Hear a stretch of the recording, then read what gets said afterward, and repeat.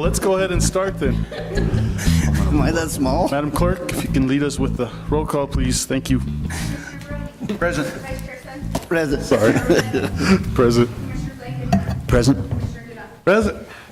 I'd like to call upon Ms. Effie Romero from the Tampa Community Center and Library to lead us with the Pledge of Allegiance. Ms. Effie.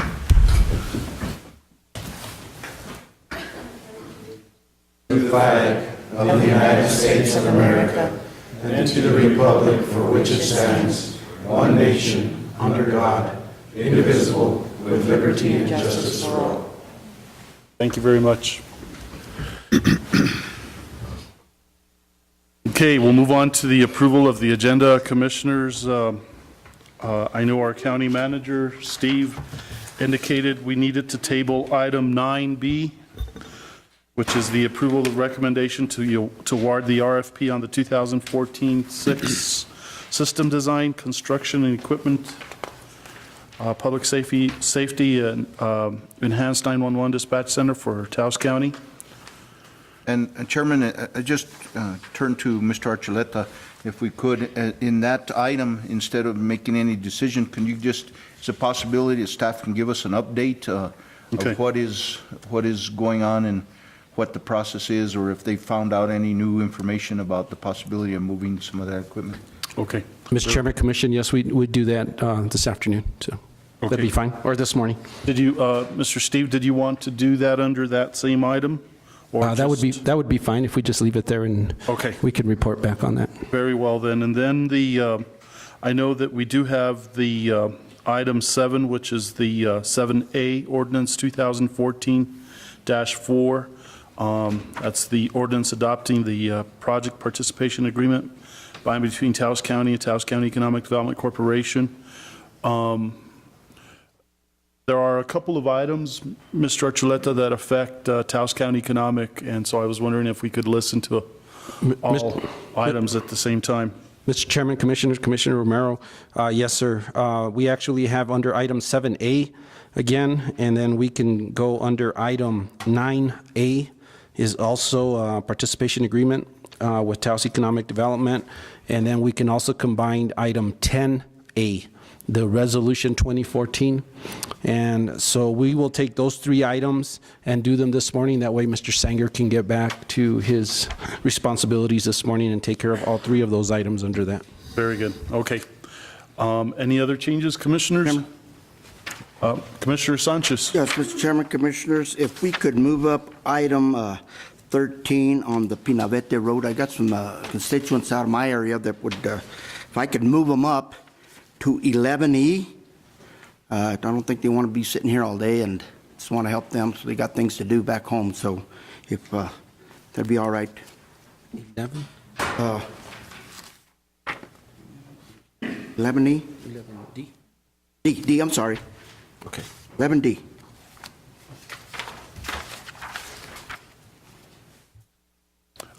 Mr. Sanchez, are they here already? Yes, they are.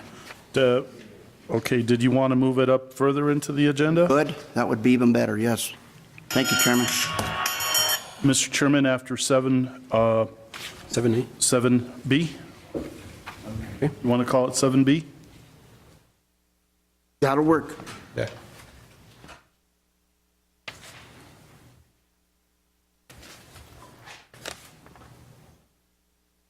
Okay, Commissioners, any other changes? So move to approve as amended.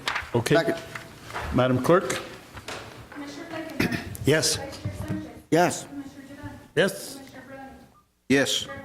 Yes, thank you very much, Madam Clerk. We'll move on then to item 5. This is citizen concerns, discussion only. This is item A. This is appreciation for paving of Callejon Road. Ms. Lilly Vigil and Andrew Vigil, citizens from Callejon Road. Are you present this morning? They're not present. We'll move on to anyone else. Want to table that? Well, we can table that, Commissioners? So move to table. Okay, and is there a second? Second. Okay, Madam Clerk? And then can we hear them when they come in? Sure. They walk in? Sure. Yes. Yes. Yes. Yes. Yes, okay. Anyone else with citizen concerns? Mr. Thielke, good morning.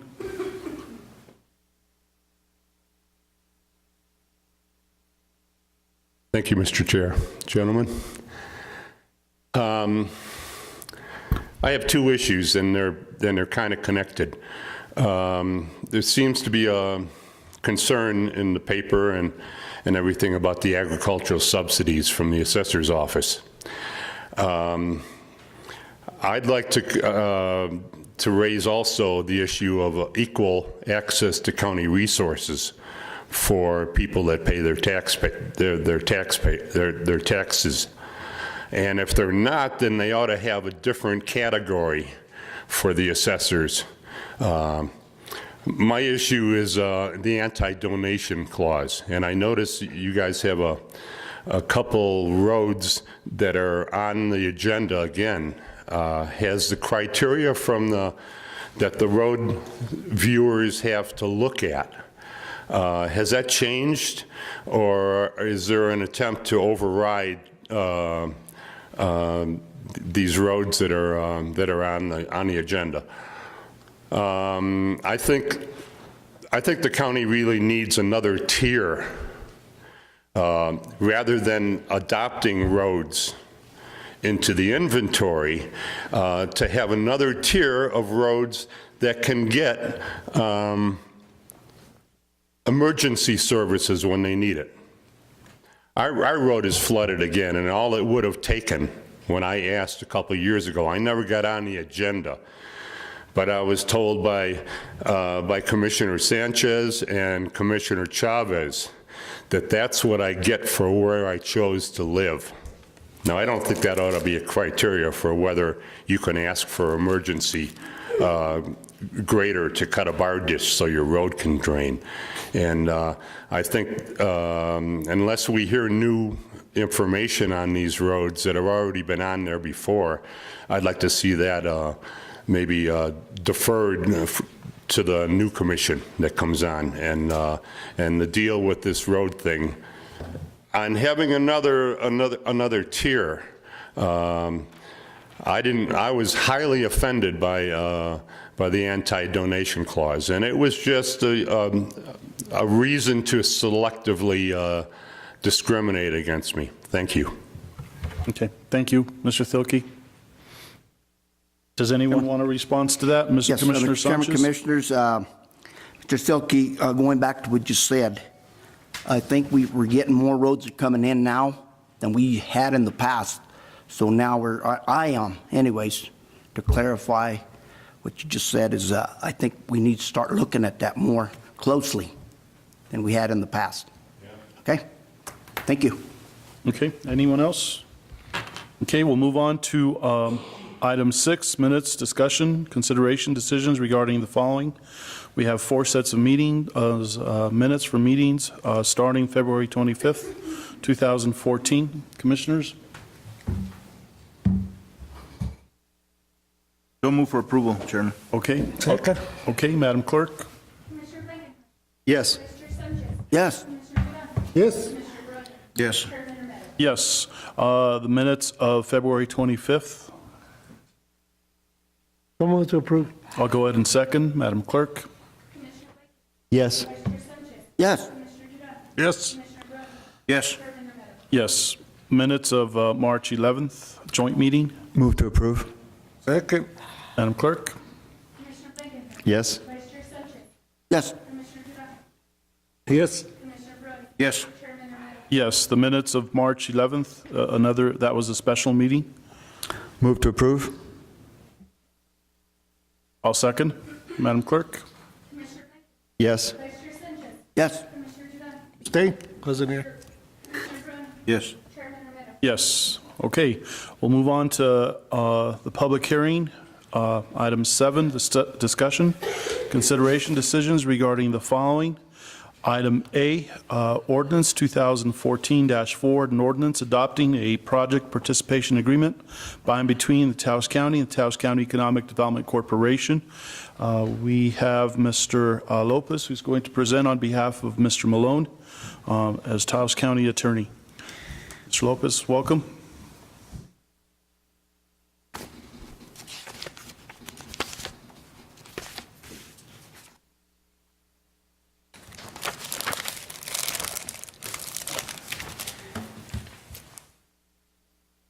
Thank you, Mr. Chairman and members of the commission. This is an agenda item is for the approval of ordinance 2014-4, which is the pass-through of $10,000 funding for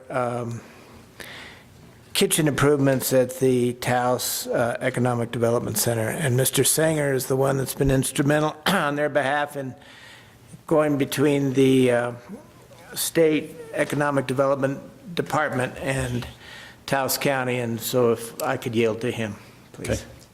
Good morning, Mr. Sanger. Good morning, Commissioners, Mr. Chairman. Happy to be here again for TCEDC, and with your help, we can continue to do the good works that TCEDC does for this community. The first item that we're dealing with is Ordinance 2014-4. This is a $10,000 necessary for TCEDC to hook up our farm stand market. We have all the pieces of the equipment. Everything has been delivered, and at this point, we need to hook up to electricity to get it ready for the summer. The farm stand market will be have both refrigerated and freezer compartments available, and the plan is to be selling the goods from the Matanza, everything that comes in from the ranchers, and then also all the foodstuffs that are available through TCEDC's community kitchen. This $10,000 finishes that project, and we're ready to use it just as soon as we can hook it up to electricity. And part of this is a participation agreement. There's an ordinance involved where you guys approve the allocation of the $10,000 for this use, and the participation agreement is a mechanism whereby TCEDC proves its economic impact from what it's done, and we put up some collateral. We're putting up the freezer unit for collateral to assure our compliance, that we get this thing built, and then once it's all put together, then we start to realize economic benefit for the county. So it's two documents that are involved in this. One is the ordinance approving the participation agreement, and then there's participation agreement. And I did make the end run through the economic department of the state of New Mexico, as well as DFA. And in your files, you should have copies of the letters of their approvals or their emails. And if you don't, we certainly have them, because I couldn't be standing here today asking for this vote unless we had all the approvals from the appropriate state agencies. Any questions? Commissioners? Mr. Chairman, I don't have any questions. I just want to thank you, Scott. This has been such a good program. It actually does have measurable economic results. It encourages agriculture, homegrown foods, and it's really worked well through the years, and I'm so glad you're expanding and that you give the county the opportunity to utilize some of these state laws that we don't often use. So thank you for that. And for the record, this is actually something that's exempt from the anti-donation clause. Back in 2005, the state created two exemptions. One was for economic development under the Local Economic Development Act. We followed that to be here today with this proposal. The other part of it I did was we put together an economic development ordinance for Taos County that we've been able to use a couple times. The other get out of jail card free from the anti-donation clause is affordable housing, and I'll be back. Thank you, Mr. Sanger. Any other questions or comments? So move for approval of ordinance number 2014-4, Chairman. Okay. Second. Okay. Madam Clerk? Commissioner Blankenhorn. Yes. Commissioner Sanger. Yes. Commissioner Dunn. Yes. Commissioner Brand. Yes. Chairman Romero. Yes. Thank you, Commissioners. All right, there's a second part to this. And that's- Mr. Sanger, I believe, Mr. Lopez, correct me if I'm wrong, but because it was a public hearing, we're supposed to entertain comments from the public on that first item before we made a decision on it. I apologize. That'd be fine. You're right. Okay, so I'm still open to that if there's anybody that wishes to speak on the ordinance for Taos County Economic Development Corporation. Hear none, I'll go ahead and close the public hearing. Mr. Archuleta, thank you for reminding me on that. We'll move on to item, we already did. Yeah. We'll move on to item 9A. That's And- Mr. Chairman, that's the second part of ordinance 2014-4, which is approval of the project participation agreement in connection with that ordinance, and that's attached also to the ordinance, and would need a motion for approval of that. Okay. So move to approve. Second. Madam Clerk? Mr. Blankenhorn. Yes. Mr. Sanchez. Yes. Mr. Duran. Yes. Mr. Brett. Yes. Chairman Romero. Yes, okay, we'll move on then to item 10A. This is the resolution and ordinances, discussion considerations, decisions regarding the following. Resolution 2014-17, resolution authorizing direct publication by title, general summary. In accordance with section 437-7, NMSA 1978 of proposed ordinance 2014-2 to discuss, consider, and take action upon proposed ordinance 2014-2, participation agreement between Taos County and Taos County Economic Development Corporation. Mr. Lopez. Mr. Chairman, members of the commission, this is a similar ordinance to the one that was just adopted by the commission. In that ordinance, it was for refrigeration unit. In this case, ordinance 2014-17 directs the county attorney to publish ordinance 2014-2, which is similarly a project participation agreement and also an intergovernmental IGA, intergovernmental agreement between the State Economic Development Department and Taos County. Senate Bill 268 this year, I think, appropriated $100,000 for this project, and what it is, as I understand it, is putting a roof on the kitchen at the TCEDC and making some improvements to that. The participation agreement and the intergovernmental agreement, as well as ordinance 2014-2, all provide that TCEDC will contract directly with the contractor to make the improvements.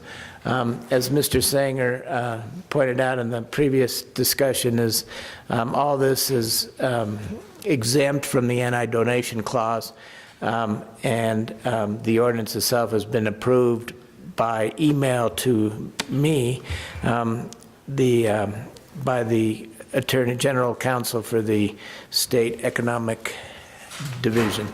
And so this ordinance is requesting publication of the 2014-2 and also notifying or providing notice that this will come on the agenda for the May 6th hearing for final approval of the ordinance. Okay. Mr. Sanger? This one took us on a different path. This time we're dealing with state funding directly, and so our approvals had to come from the Economic Development Administration of the state of New Mexico. And we did receive approval for the ordinance and for the text and for the participation agreement and for an intergovernmental agreement between Taos County and the State Economic Development Department. And so we're here. I can tell you TCEDC, the buildings are 20 years old.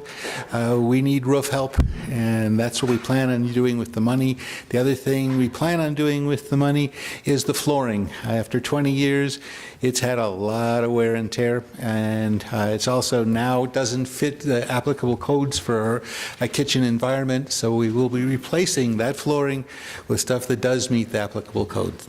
Very good. Okay. Any questions or comments? And Scott, that $100,000 will be able to accomplish both of these? So far, it's looking like we can get it all within the $100,000 and even pay some money to a general contractor. Okay. Is there a motion? So move. I'll go. Second. Okay. Madam Clerk? Commissioner Blankenhorn. Yes. Vice Chair Sanchez. Yes. Mr. Duran. Yes. Mr. Brett. Yes. Chairman Romero. Yes. Okay, we'll move on. Thank you, Commissioners. Thank you, Mr. Sanger. We'll move on then to what is supposed to be or originally listed as item 13A, the scheduling of the Road Users Committee. Mr. Sanchez, Commissioner Sanchez, to view the Pinaveta Road, Yes, Cuesta and Spruce Lane. This is in Red River. Mr. Chairman, Commissioners, I've got my constituents from Pinavete Road, Llano Road, Spruce Avenue. Those folks could not make it today, so I'm going to just bring them on later on in the future. But I do have some folks up from Pinavete, Llano Road that would like to touch on this road. It's, like I said, it's in dear need of attention. It's half a mile, and I've got a petition here with names of the folks that would like for us to go in and repair that. And our reasoning for that is the safety of my constituents up there with the fire department and the ambulance. In the past, we've tried getting up there, and fire department cannot make it, neither can the ambulance. I think we had a house that burned because of the fire department not being able to get up there. So with that, if it's all right, Chairman, Commissioners, to have a spokesperson from Pinavete, Llano Foothills come up and touch on that. If you wish to speak, please come forward. State your name for the record, sir. Good morning. Welcome. Michael Young. I live in the neighborhood that Commissioner Sanchez is talking about. I guess this is the third time I've appeared before the County Commission, and the issue really hasn't changed. The road is getting substantially worse. We are considering self-help in trying to do what we can. Our resources are obviously kind of limited, and we don't have heavy equipment or access to heavy equipment. The emergency situation that Commissioner Sanchez referred to, that also has not changed. There was a fire last summer, an entire cabin burned down. Part of the reason, certainly not the whole reason, but part of the reason was that the fire department, 4 different fire departments, couldn't figure out how to get there, and once they figured out where it was, they had difficulty getting trucks all the way to the fire site. In at least 2 circumstances, neighbors have fallen ill. Ambulances not only have a hard time finding out where to go, but also have refused to come all the way up the mountain. And so in those 2 instances, we had to bundle up the people and take them down to meet the ambulance. The section of road, the total mileage of roads in our neighborhood is probably somewhere around 10. We're talking about simply about a half a mile section of the 10 miles of roads. But this is the section that every single person in the neighborhood uses. There's only one access way into the neighborhood, and that's through this 0.5 or 0.6 miles of Llano Road. So we're just asking for that section of the road to be considered by the county. There are approximately 50 households. Not all of them are full-time, but I'd say at least half of them are full-time occupied. So I don't think it's a trivial problem. It's a significant public health risk. And I'm very happy that the commission is reconsidering the proposal. Any questions? You stated that, how much? Pardon? How much, 5/10 of a mile? I'm sorry? What? Half a mile? You stated that if the county could adopt half of a mile, 5/10? The part that we're talking about is the 0.6 of a mile. That's the only part that we've asked the county to consider. It's the initial segment of the access roads to our entire neighborhood. And if we were to consider the 6/10, that would, there be access to all the cabins up there, or not really? It would improve the access significantly.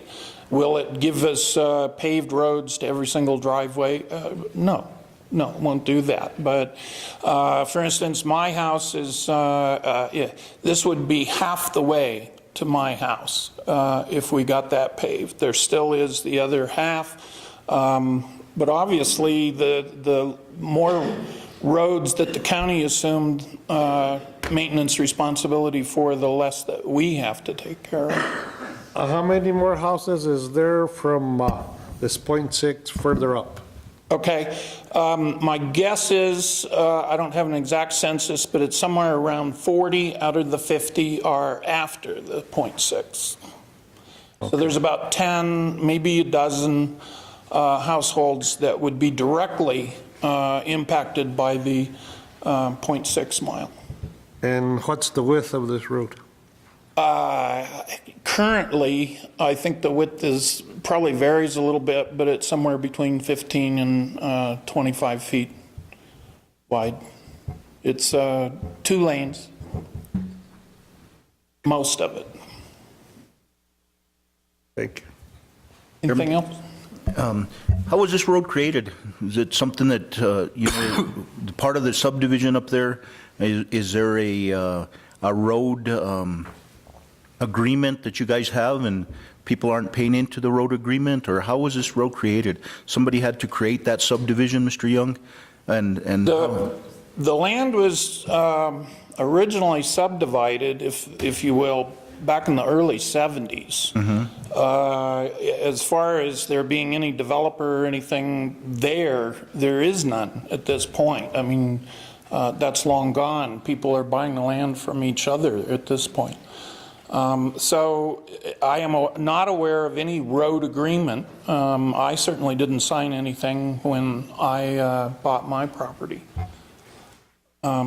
Does that answer your question? Well, kind of, but what we don't want to do is, alleviate the responsibility of a developer that was in that area that actually developed that, and when he sold that property, there was probably some kind of agreement for the people that were on that road to take care of that road. And so, by us adopting it, that alleviates any of that. If there was an agreement, I would like to know. And then I know there's a process that we followed. Is this a brand new petition, Commissioner? No, that's the one they had brought before us. And this was, Mr. Chavez, this was a petition that was found proper, and the number of people that are supposed to sign it signed it, and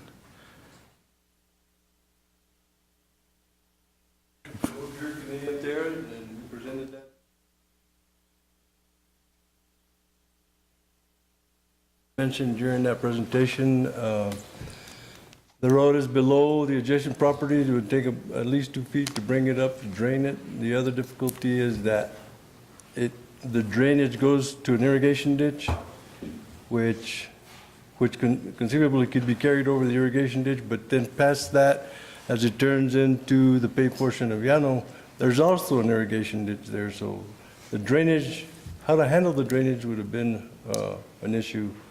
So those were some of the findings that the committee was concerned with. so I guess the request, Commissioner, was to ask the road viewers to go look at it again? Is that what? Correct. And if we could, I know we've done it, excuse me, Mr. Chairman, if we could, I know we've gone out and seen other roads in this area. Maybe the commission would like to go look at that one. That way you see it for yourself, how bad a condition it's in. And, and another thing, Commissioner Barone, I don't know where we would go with that agreement to find out where we stand there. But if you have an answer for that, I'd be more than glad to research that if we need to do it. I think it should be filed in the courthouse, Okay. because when that was created, there should have been a subdivision, and then there should have been some kind of road agreement. I'm assuming not all of them have them, but if there was a developer that was involved, maybe we can find that out. And I don't have a problem with the road viewers going up and viewing it again at this point, but again, if it's the responsibility of somebody else that was supposed to take care of it, I would sure like to know that also.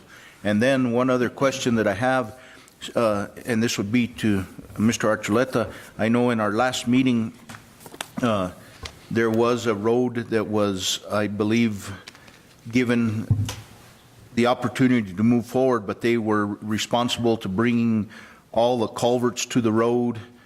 Each landowner was responsible for bringing the culvert, and nothing could be moved forward until those culverts had been purchased by each landowner, and the ability for the county to actually come up with some money to do the survey of the road. And every time we adopt a road, there's going to be a cost, because we have to do the survey now to be able to adopt that road. And I would like to know, when the road viewers come back, if it's one that they're agreeing that we should adopt, that a dollar amount to do that survey, because, you know, we're going to have to find this money somewhere, whether it be other roads, whether it be laying off of people in the county to adopt roads. How are we going to do it? So, Also, Commissioner Barone, commissioners, with regards to the status of the road situation, if in fact it was part of a subdivision agreement in prior years, documentation of that would probably be available through your warranty deed or your covenants, other documents that you may have when you took on the property. And so if you have those available, that would be really good. I've got a couple of answers. My name And is John state your Levy. name for the record. I'm sorry, my name is John Levy. I'm one of the residents up on Pinabete. I got answers to two of the questions. The roads were developed originally when the mine was going into production in the 70s by Romolo Blair, who's subsequently deceased. And we purchased land from him, and several of the other people have purchased land from him. So that's the story on that. As far as I know, there are no community agreements about maintaining roads or anything else. He just put the roads in and ran telephone wires up, ready to develop it, and it just never got developed. The mine fell through or something like that. The second point is that road, Llano Road, is now the access road for the Forest Service, because they used to have access through farmland which was below where the power line goes up to the hill. Apparently that easement has expired. Romolo told us that just before he deceased, that the person who owns that land below allowed the Forest Service to go up the hill. That's the answer. Thank you, sir. Commissioner Barone. and thank you, Chairman. And I think when this came to us last time, somebody was going to reach out to the Forest Service and see if this was a road that could be maintained by the Forest Service, because it accessed the Forest Service. I mean, is there some Title II, Title III monies that are available to actually help upgrade this road? I don't know if anybody can look into the Forest Service and see if this is a possibility. I can answer. We've talked to the Forest Service in the last couple of weeks, my wife and I, in an attempt to see whether, in fact, they had any funds. They said that they're pretty low on the totem pole now and don't have any funds for maintaining roads. But they gave us a couple of contacts, and we have actually talked to a rural development, or made an application to a rural development, to see whether we can get any funds to develop the whole roads. Okay. Commissioner Blankenhorn. Thank you, Chairman. Just generally on the road viewer criteria, and I agree with Commissioner Barone that it'd be good to know whether there are any road agreements in place for all of these roads, that the road viewers go view, if you can get that information beforehand, and whether or not there's any possibility for those kind of private-public partnerships which occurred on Sant Esteban. And also whether it's access to public lands, too, because some of these roads are. You know, we had, I think, 2 more roads on the agenda today which are similarly situated. There's one short spur that then takes all of these arteries that access a number of homes. And you know, we always have to do a cost-benefit analysis. What's it going to take for Taos County to upgrade that road, and how many houses are actually served by it?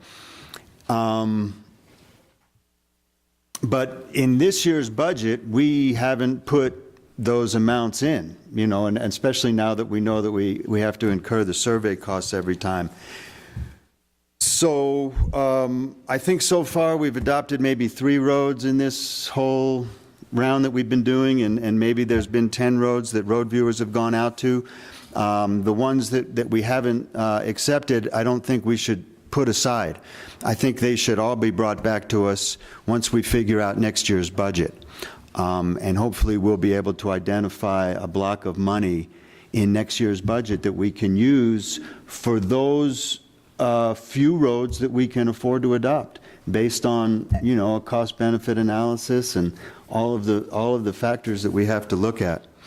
So, you know, the road viewers did their report on that road. They did the report on the 2 that we're going to also reconsider this afternoon. I don't feel like it's necessary to take the time and the effort to send road viewers back out. I think we have the information we need, but we have to identify the funds in our budget, and then with the help of the Public Works Department, actually, you know, do a list that's based on the best analysis we can come up with to see which ones we can afford.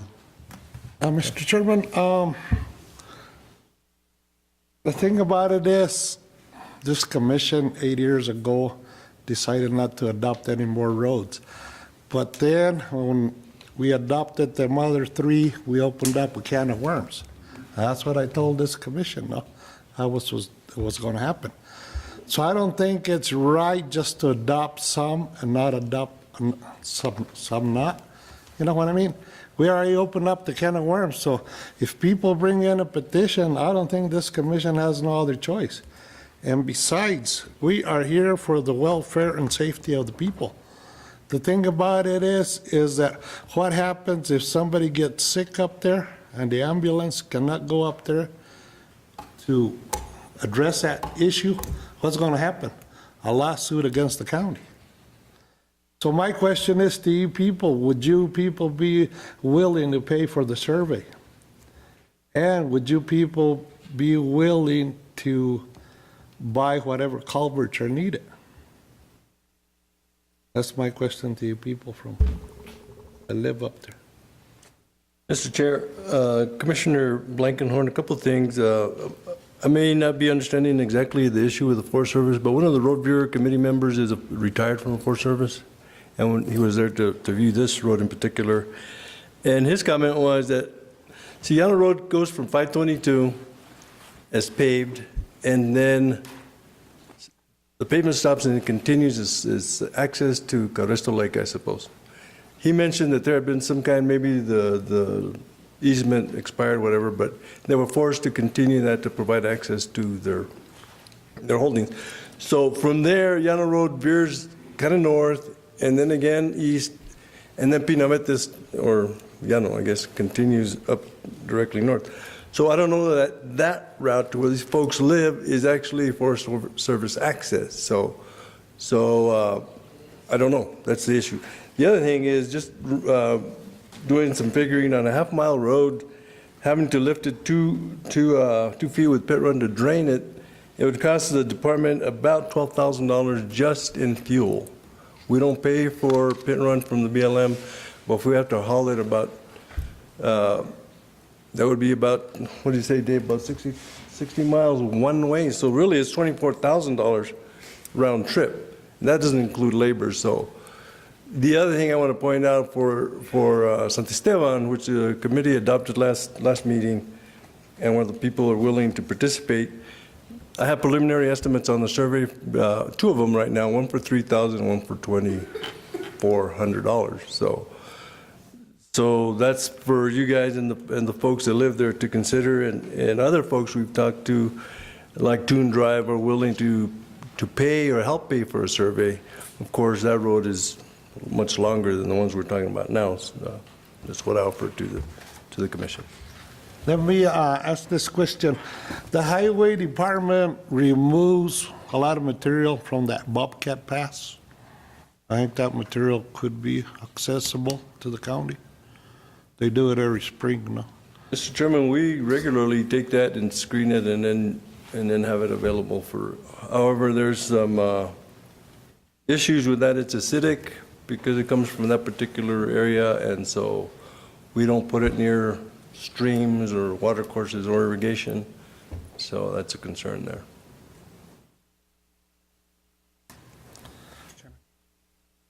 Mr. Chairman, Commissioners, I'm glad you brought that point up, Rick. I think we were talking about putting that yellow dirt down there, but being acidic, it can't. And I agree with Commissioner Duran, that we opened up a can of worms, but this is something that, like Mr. Silky said earlier, back then it wasn't that many. Now they're coming to us just for the safety and welfare of our constituents. So I believe that we've got to go and find different avenues for funding for roads that are going to be coming before us.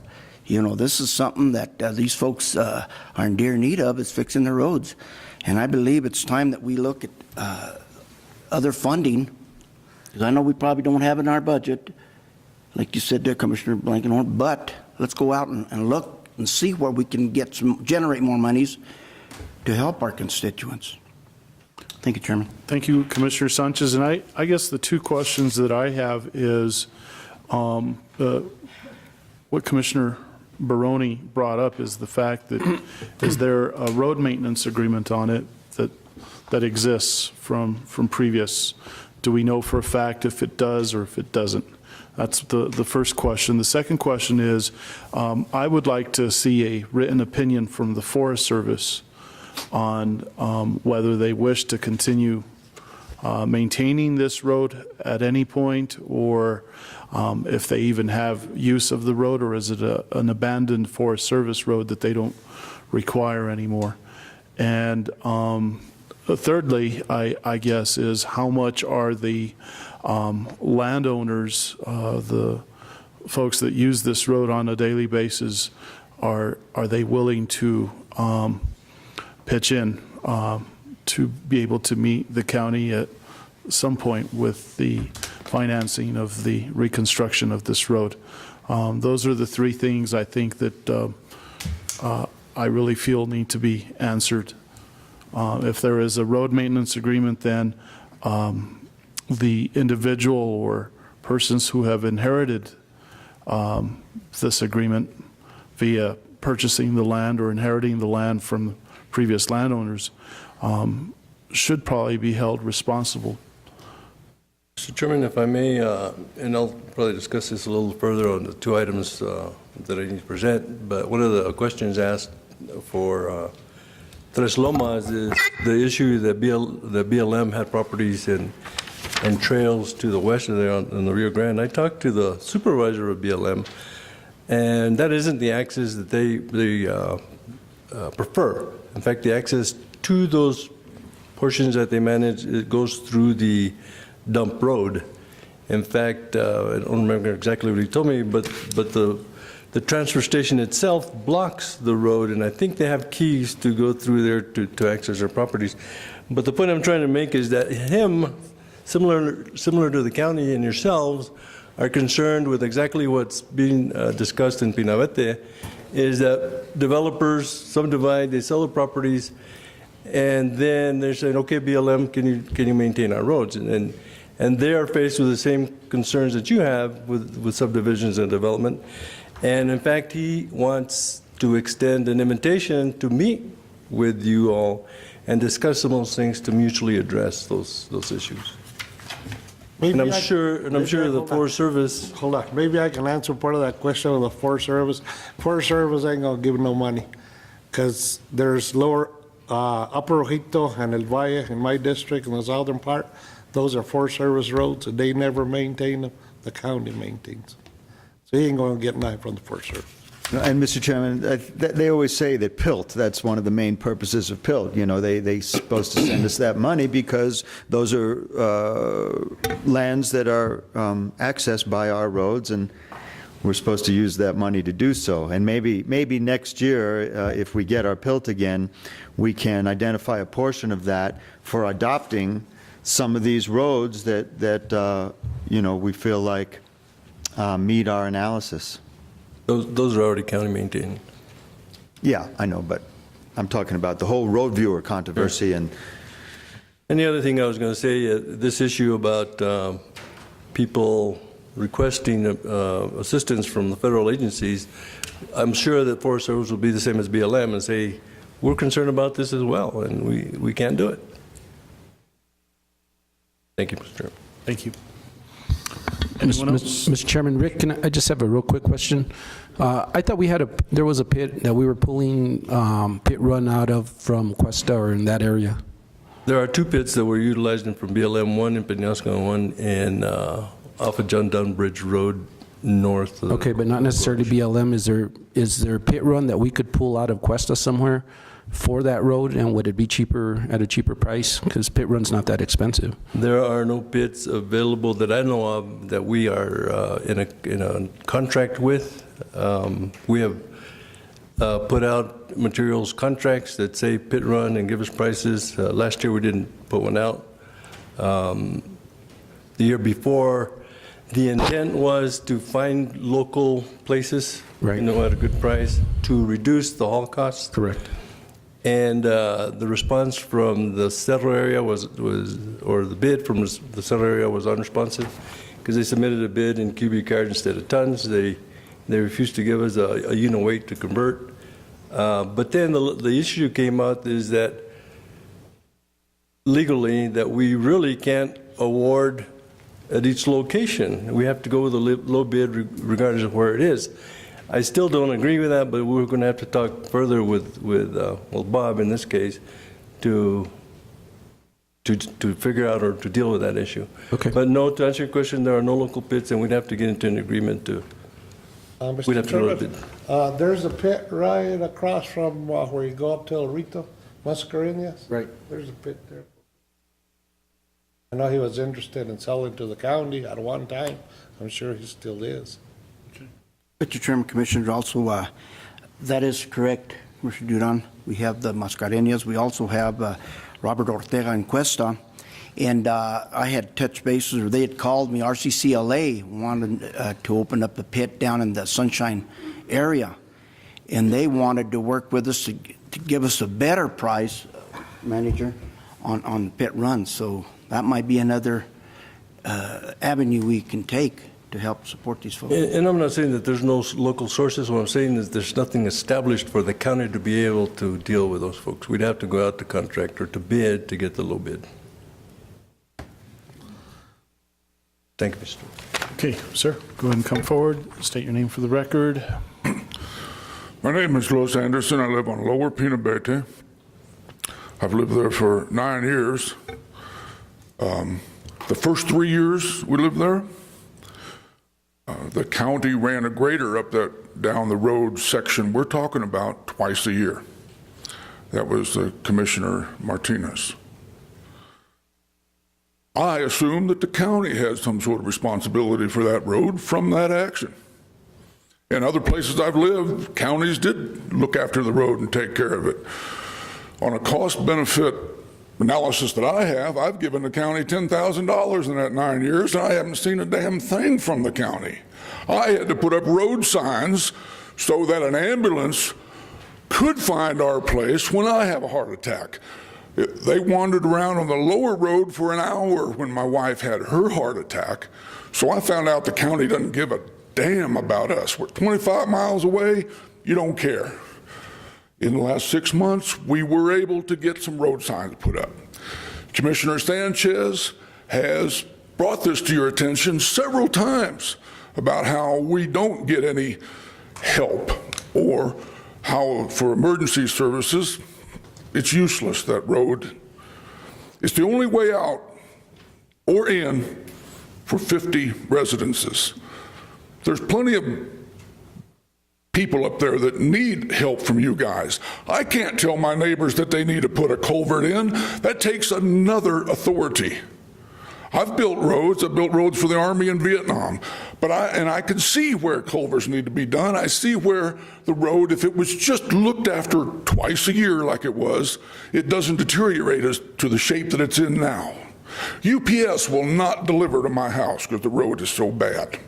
We don't need to discuss again how bad the road is. We need you to take some action. Don't bounce it to the Forest Service or hide behind not having any money.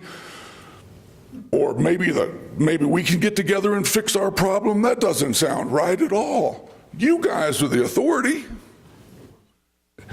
Mr. Sanchez has had his own equipment, and he's been out there working on that road. I've borrowed equipment to work on the road. I think you don't need to ask each of us to spend more time and more money to do something that ought to be your responsibility. Look after us taxpayers. Thank you. Thank you. Mr. Chairman. Okay. If we were just to maintain it, like he stated, is that what, anti-donation? That's my view of it, absent adoption or of the maintenance responsibility. Then my recommendation is for you people, put this back on the agenda for adoption. You know, today we can't do it because it was just set for a road viewers committee. Come back on the next meeting and have the manager put it on there for adoption. I'll back you up. I don't know, the rest of the commissioners will back you up. But this way you get a definite answer. Motion? And Commissioner, in your motion too, I want to see the money that we'll need to adopt the road, because it's going to have to be, you know, if we're going to cut from personnel, we're going to cut, where are we going to cut to get the money? And I don't have a problem adopting the road at all. It's only that, you know, I'm not saying they're going to go in there and put 2 feet of pit run or whatever. The thing about it is, so there won't be no anti-donation. We adopt it. If the grader goes in there 5 or 4 times a year and it more or less maintains it, that's fine. That's what your people are asking for, right? Commissioner Dudon, can you amend your motion to include a site visit if there are commissioners that are interested? I'll amend that for a second.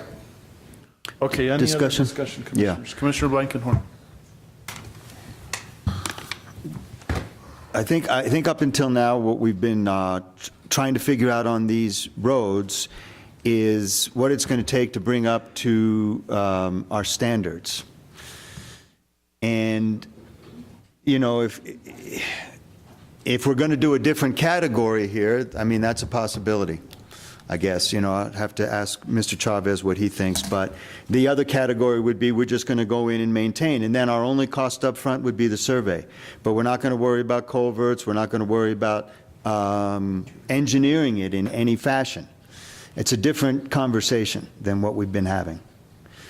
All of the prior conversations about road viewers have assumed that we're going to bring it up to standards. So, but I'm open to broadening it in that way. I'd like to hear from Mr. Chavez about it when we get it back on the agenda, or now. Chairman, Commissioner Blankenhorn, first of all, there are no standards per se for road maintained, county maintained roads. There are standards for subdivisions, as I said before, you know, 30-foot wide, foot of pit run.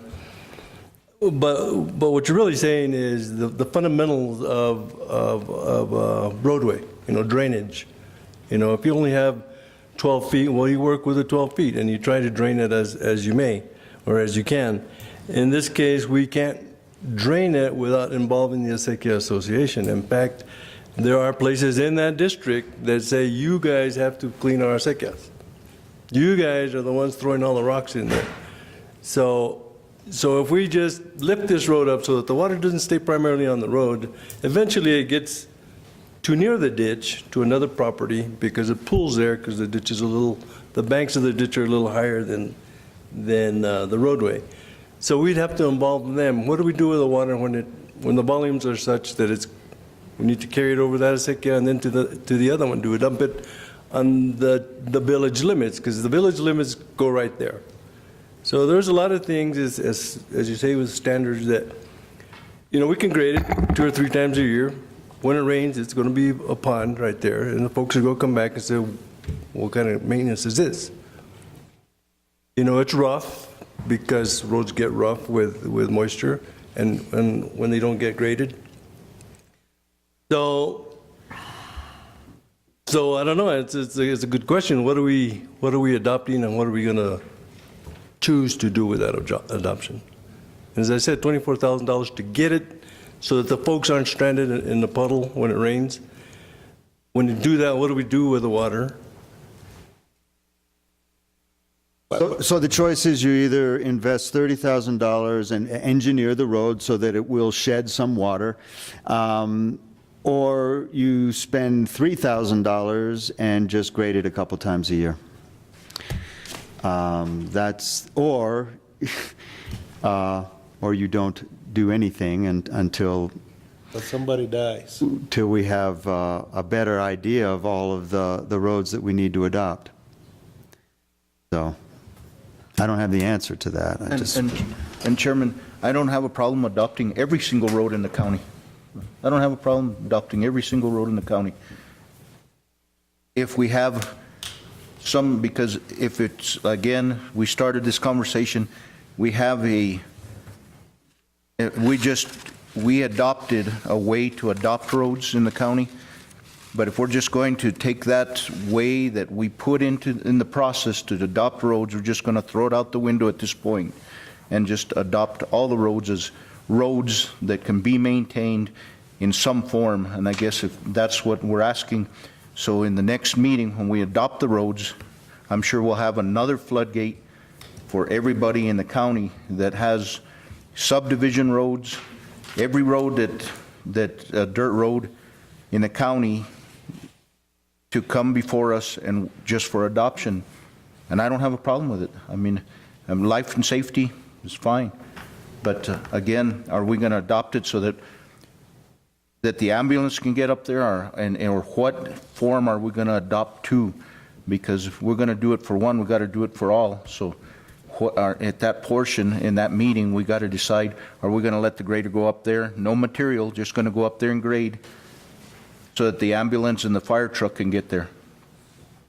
And then we're not going to actually do a survey of the road. Is that right, Mr. Lopez? We don't need to do it if we're just going to adopt the road as for maintenance, or do we still have to do a survey?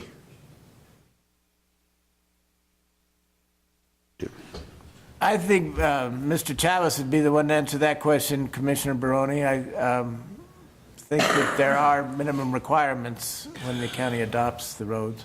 Mr. Chairman, you've seen in recent discussions like this that little by little we're getting more in conforming with the statute. The survey is required regardless if there's been a previous plat. And I hope you understand that these statutes are very, very archaic. In fact, the language there says when the county wants to open up a wagon road from here to here, these are the things they need to do. So yes, you do have to get a survey. Yes, it has to be filed with the county clerk along with the road viewer's report 10 days before you hear it again. And yes, it costs money. And as I said, for a mile, it's about $3,000. So yeah, and in this discussion, and one of the questions or factors considered is, are all county roads maintained to a sufficient standard? And we always say no, because they're not. Right. We don't have the time or the resources or the manpower to get to where everybody is happy with what the maintenance is. So the more you adopt, along with that, tack on some more resources, the more people, some more equipment, so that we can do it. I understand. Thank you. Okay. This is Michael Young. I'm up here again. I just wanted to respond real quickly to Mr. Romero's questions. It is my understanding that the Forest Service Road is the one that goes to Cabresto. And so I don't think we're talking about Forest Service. I think that's kind of out of the picture. Secondly, I bought my property in '07. I'm the son of a lawyer, so I read those documents pretty carefully. There is nothing in there having to do with a road agreement. So if there was something dating back to the 70s, it's gone now. Okay, so I just don't think that's part of the equation up there. Now, having said that, the third point is that, yes, I think the residents up there are willing to pitch in with finances and shovels in order to improve the road and to work with you folks. I think we can do that. I think it's been done in the past. The citizens up there, the 2-mile section of Llano Road that goes north and south was reworked, is my understanding, about 10 years ago, and it was done by the residents, not by the county. So there is an opportunity for us to work together on this whole issue. And we'd be very happy to go that route. I think you have a tough problem. You have limited resources, and you got a lot of county, you got a lot of roads. Not all of them are county. Which ones you choose to adopt and which you don't, that's a political decision, I suppose. And I don't envy what you have to do, but we are having public safety issues. So I think you need to think about that. Mr. Young, how many residences are there, actual houses that people live in? You mean full-time residents or vacation homes? Both. I believe my estimate is, and I've surveyed the thing, but not officially, my estimate is there are 50 houses up there. Of those, I believe at least half, and probably more like 30, 35 maybe, are lived in full-time. Okay. And your neighborhood never considered forming road maintenance agreement amongst you all? I think it's been talked about. It has. If you go up there, though, I think you'll see it's a daunting task. We need some help. We can't do it ourselves. Okay. Mr. Chairman, I think we do have a responsibility to take care of these roads that serve so many different houses and that are the main artery back out. And if we can get the participation of the people who live there to help us with the initial costs, then I'm totally in favor of it. Okay. Any other discussion? I believe there is a motion by Commissioner Dudon, seconded by Commissioner Sanchez. Madam Clerk? I forgot the motion. Can you reiterate the motion? Yeah, to bring it back on the next meeting for adoption and to see whether they can at least pay for the survey. Madam Clerk, Mr. Chavez, what does that do to our timeline? How many days do you need? I'm trying to understand the motion. The motion is for you to consider, presumably you will vote to adopt. The next step is that you commission a survey. After the survey is done and recorded, comes back for adoption. How long will it take to do a survey? Say they are willing to pay for it. Shouldn't take more than 3 weeks to do, depending on the low bid on the surveyor and his workload. And this is just half a mile. The survey the county would have to do a contract with some surveyor, or they could do it on their own? I suppose they could do it on their own. I don't know. The county's responsible for the survey. I don't know how that public-private thing would have to be put together. But the other thing I wanted to mention about the survey is that, in asking for quotes recently, the surveyors saying, well, exactly what do you want? And because they have their own act, Professional Surveyors Act, that they have to comply with, we did do a survey on Amber Lane. In that case, it's a subdivision. It was already platted. So the surveyor didn't really have a lot of research to do as far as putting that together. But in asking these questions and talking to Bob, the statute also says that the people where the road goes through, again, assuming it's a brand new wagon road we're putting through as a county, that the people that are damaged by the road should be compensated in excess of the benefit that they get from the road, which is kind of hard to quantify. But the reason why that's important is because along with the survey has to be a research to indicate property lines into or across that road. Because technically or legally, those folks are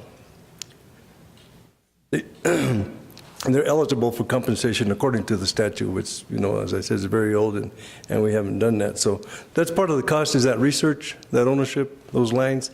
And looking at Llano Road, which we were discussing today, the properties are platted up to the edges of the road. There's 30 foot of the road that nobody pays taxes on, that nobody owns.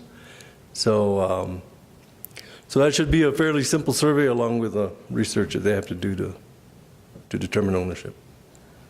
Mr. Chairman, I'm going to ask for an amendment to the motion that says we'll reconsider it, but instead of bringing back to the next meeting, we bring it back once we've had a bid on the survey, and we find out how many of the 50 landowners are willing to chip in to a possible public-private partnership, so we get that information first. Ms. Chavez is right, each one of those surveys is really different, and if the property lines happen to be to the middle of the road, then you got a whole nother deal, you got to do transfers of easements, so it can get complicated, and we may not be ready at the next meeting without knowing all that. Let me ask, I guess you, sir. Mr. Young? Yeah, Mr. Young. By when could you people get together and decide whether you could pay for it all or pay for half of it, or?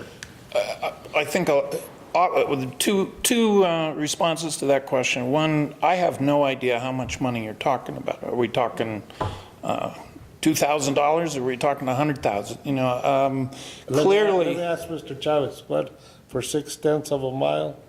I just said that a mile costs about $3,000. About 1,500? $1,500. 1,000? I have a mailing list and phone numbers of probably 80% of the residents up there. It would probably take me about a week to get a hold of them. And then I think we'd probably want to schedule a meeting. I think we'd need at least 3 weeks to put all this together. And then let me ask you this question on, now, you know, on the property lines.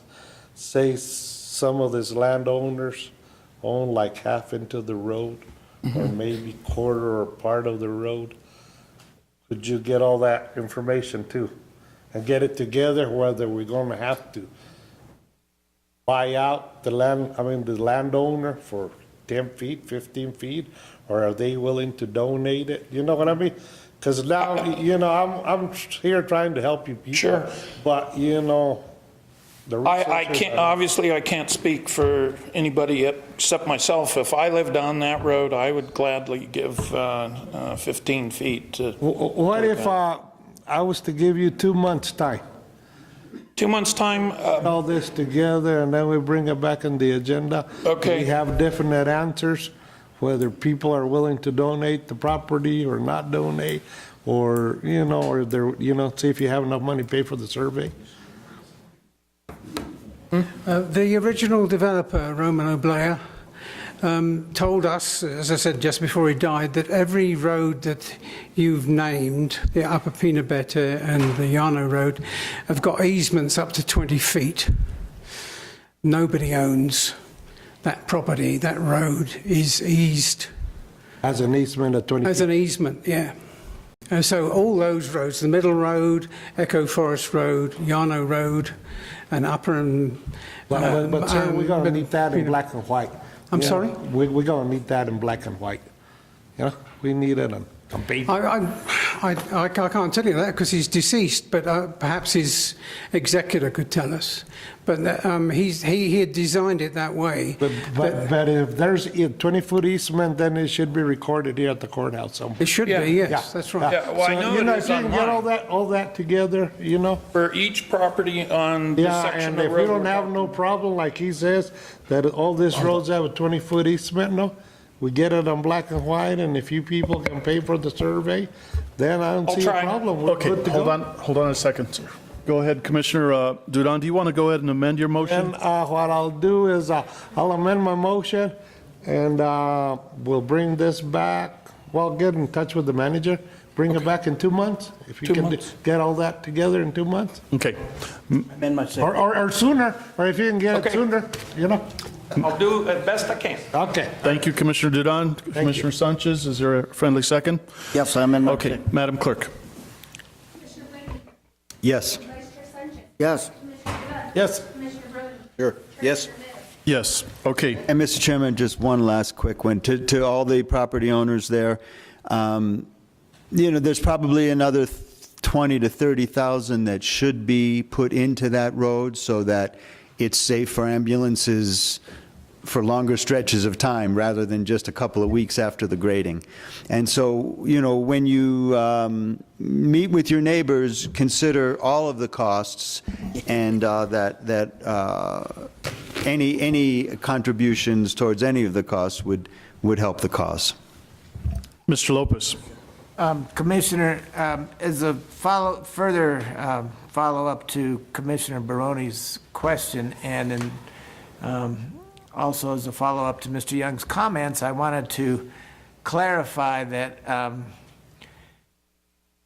while there's been discussion here today of liability, I believe that if the county actually adopts a road, then it becomes the county's responsibility to maintain the road.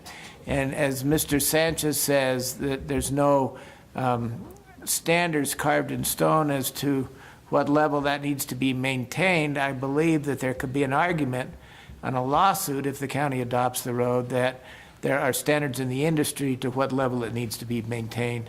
And so there's a possibility of further liability to the county upon adoption than if it doesn't adopt. And so I just wanted to clarify that potential problem. Thank you, Mr. Lopez. Okay, we'll move on then to the next item. Item 8, request for funding. Request for funding for the fiscal year 2014-15 for the Talpa Community Center and Public Library. Ms. Effie Romero, welcome.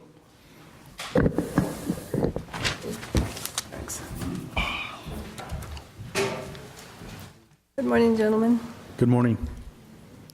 I assume you got your packet with all the information. And once again, we're here asking for support for the Talpa Community Center and the library as a whole. Thank you very much, Ms. Romero. And how many, for the record, for the public to see, how many people does your library community center serve? Okay, let me just look that up. I have it here. Our legal area is 778 people, and the state library went by the voting numbers, so we know that there's more than that. And then I have,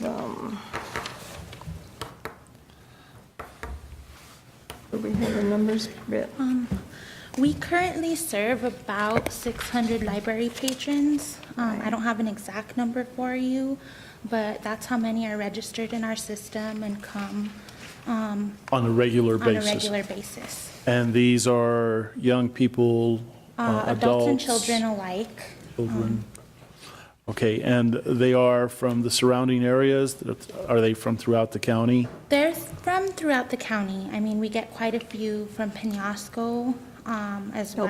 El Prado. El Prado, Arroyo Seco sometimes. So it really just depends. Okay. And state your name for the record. My name is Brittany Martinez. Brittany, thank you. And what is the total amount that you're requesting for this fiscal year? $5,000. Okay. Well, Mr. Chairman, but you're just asking for the county to be the fiscal agent, right? Or you're asking for $5,000 from the county? We're asking for $5,000 from the county. This is for the next fiscal year. Right. This is for the budget cycle that's coming up that the county usually supports. So this will be discussed in May with the commission, and that would be one of the recommendations to move forward. What was the amount that the commission did previous year? Excuse me? How much did you receive from the county this past year? We've been receiving $4,000, and last year we were approved for $5,000, and I'm still waiting for that. It hasn't been paid out yet? No. I had a letter from the finance department that we had been approved for that amount. Okay.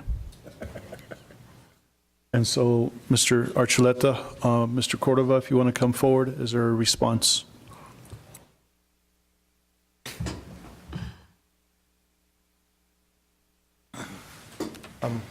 Mr. Chairman, I believe Ms. Renelle Romero handles all of the requests and the reimbursements, so as soon as we get the requested information, we can go ahead and reimburse you and give you the money.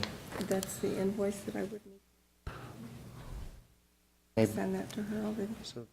Okay, I'll follow up with Ms. Renelle. Okay. Mr. Chairman, Commissioners, just for clarification, it seems like it's in legal right now, waiting approval from legal so that we can move forward with it. Okay. And, Mr. Chairman, I'd like to make a motion that we consider this action along with the other requests during our budget cycle, and that our manager bring back at that time what and if the recommendations so that we can possibly fund these if there's monies available. I'll go ahead and second, Mr. Chairman. I mean, Commissioners. Any other questions or comments? Yeah, just briefly, I think this Talpa Community Center, you guys do a great job there. It's really one of the best community centers we have in terms of the services it provides to the community. So I'm confident that we can find $5,000 in the budget and hopefully to help it, because it really does do a lot of good. Thank you. Thank you. And Chairman, if I may, Effie, how is it working down at the Old County Courthouse with the the Co-op? It's going really well, and the position up front has just almost doubled business. So we're very happy to have that too. Great, because I mean, and then literacy in our community is key, and I really appreciate what you guys have done down there, and continue to bring the kids. We have a good team. We have a good team. Yeah. So. Yeah.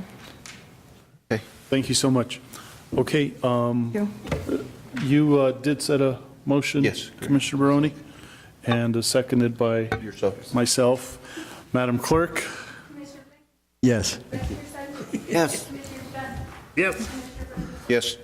Yes, okay, we'll move on then to item 8B. Thank you, Miss.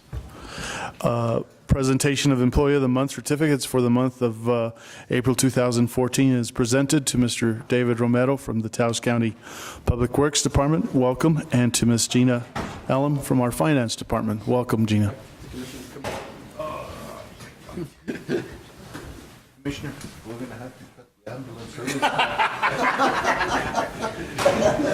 If he wants, he's going to put it 24 and then that's... Yeah. You tried that. You tried that already. Almost broke us, Yeah, we'll do David. There you go, and he wants to take a picture of Brent. Yeah, Brett. And Brent. Let's just, what we'll do is I'm going to get this to the chairman. As soon as he's done reading it, go over there and present it to you. Okay? Where's Brent? Oh, Brent, you got your camera? You gonna use yours? On the newsletter, make sure you thank Deborah Chavez for nominating.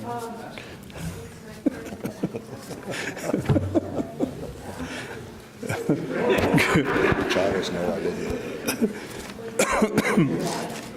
Good morning, Mr. Chairman, members of the Commission. Today we have Mr. David Romero. Taos County congratulates David on his achievement of winning the Employee of the Month Award for April 2014.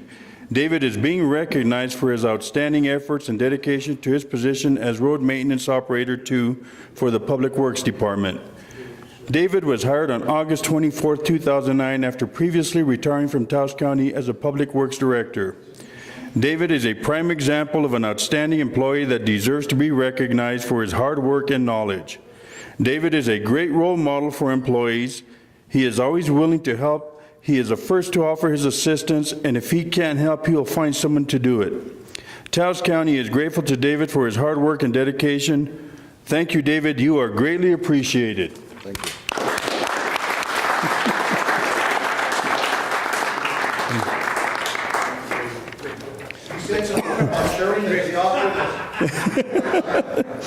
He actually gets a day off in a, day off in a plaque.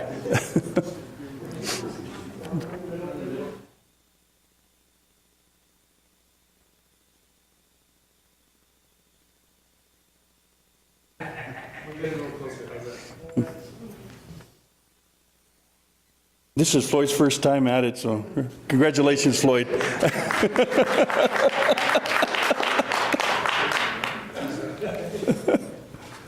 He goes, that one too. This is from the Arts and Artifacts Committee for Gina too. Okay.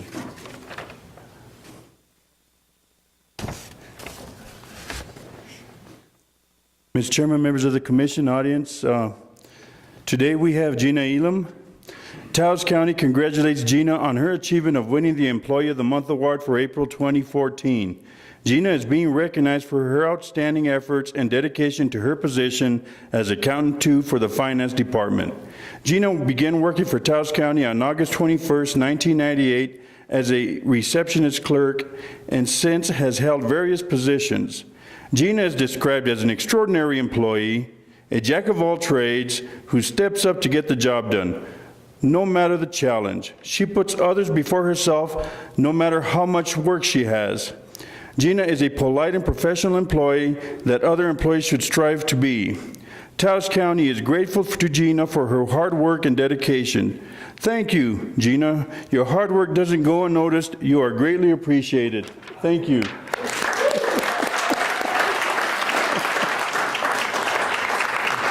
And then she received a plaque and a day off and also a gift from the Taos Arts and Artifacts Committee. So congratulations, Gina.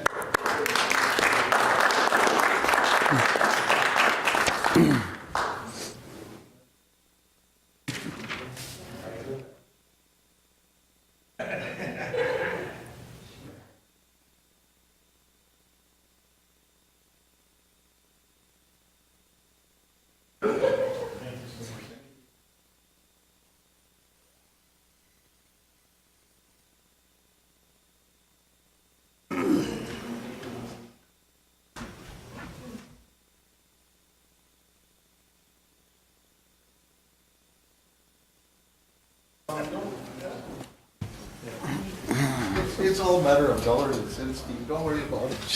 Dollars and cents. It's not saying that.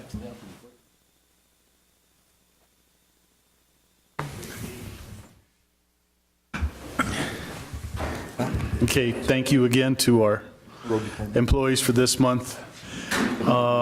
We will go back to, or continue with item 9C. This is a presentation from the Taos Community Foundation and proclamation in support of May 6th, 2014 as Give Grande, New Mexico, New Mexico's first statewide day of giving. Welcome, Ms. Elizabeth Palacios, Foundation Director. Thank you, Chairman. And I'm Elizabeth Crittenden Palacios, Director of Taos Community Foundation. And I think Mike should be a radio announcer.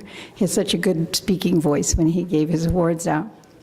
The other thing I want to notice is that today is the 15th, and I hope we've all paid our taxes. So thank you very much.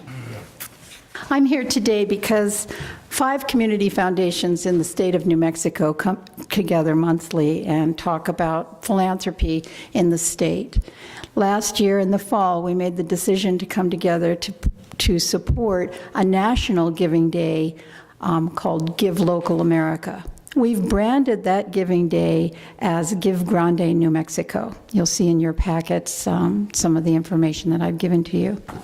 This is a 24-hour period online giving where everybody comes together across the nation, and particularly our focus here in New Mexico, to support the nonprofit organizations directly.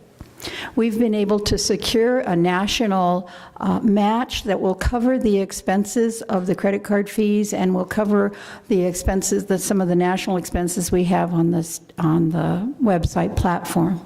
The 5 community foundations that are supporting this in the state of New Mexico have also paid to put the coordinator together and to have put the site up and to do the administration that we need directly here on the ground. We have media supporters that have offered free media for us and a gathering that you have begun to see ads in the Taos News, and you'll begin to hear them on the different radio stations, encouraging all of our community members to come together on this day. My purpose for coming before you today is threefold. One, we have a drafted proclamation declaring May 6th as Give Grande New Mexico Day, and I respectfully ask that you approve this and sign this, and we put it into action. Two, that you allow your county employees 10 or 15 minutes on that day to, if they choose to make a gift online toward the charity of their choice. This money goes directly to the charities. None of it comes to the community foundations. This is a direct pass-through process that we are supporting. And 3, we have a little video for you to see, and I'd ask if it's possible for this to be placed on your website. Nonprofit organizations are crucial to New Mexico's social, cultural, and economic health. They make even the most basic things like food and shelter possible for families across our state. On May 6th, New Mexico will come together to raise money for nonprofits that protect and improve our quality of life. To participate, simply log on to givegrandenm.org on May 6th, select the charity of your choice, and give. Together, we can make a difference. So I thank you for your consideration. That was quick. Thank you very much. I noticed on the list you have of the entities, the participants as of 4/2/2014. There's a few missing from the community, like 10, and even Taos County Economic Development Corporation. Have they been asked to There's a few. This participate? list is a little bit old. It's not quite as current. Not every nonprofit chose to participate.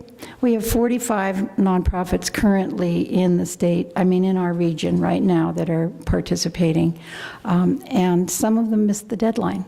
So we had a deadline and we had to hold it tight. So actually throughout the state, there are about 100 nonprofits that were not able to make the deadline. TCEDC is part of it. I know that they're part of it. Okay. And I know that Effie wasn't part of it and wanted to be, so next year we'll get her signed up too. Very good. And so what does it entail to participate? Excuse me? What are the obligations if you participate? The individuals that choose to participate pay a $40 fee to a sign-up fee and processing fee. And then we have provided education for them. We've given them there was an orientation, public orientation that we did. And then we've done 2 programs out at UNM on social media, because each organization then reaches out with the toolkits that we've given them with press releases, and we've given them copies of these flyers, and we've given them postcards smaller than the flyer that you have, so that they can, this is about building capacity all the way around, lifting the community up, broadening the donor base, and working with the nonprofits so that they can be more sophisticated as online fundraisers. Okay, thank you. There is a proclamation, gentlemen. So moved to approve. Okay, Sure. I will go ahead and second. Any other questions or comments, commissioners? Mr. Chairman, Commissioners, she's also requesting that we get this on our website, so I'd also like to include that in the motion. I'll include that in the motion for this to be put on the website. Friendly second.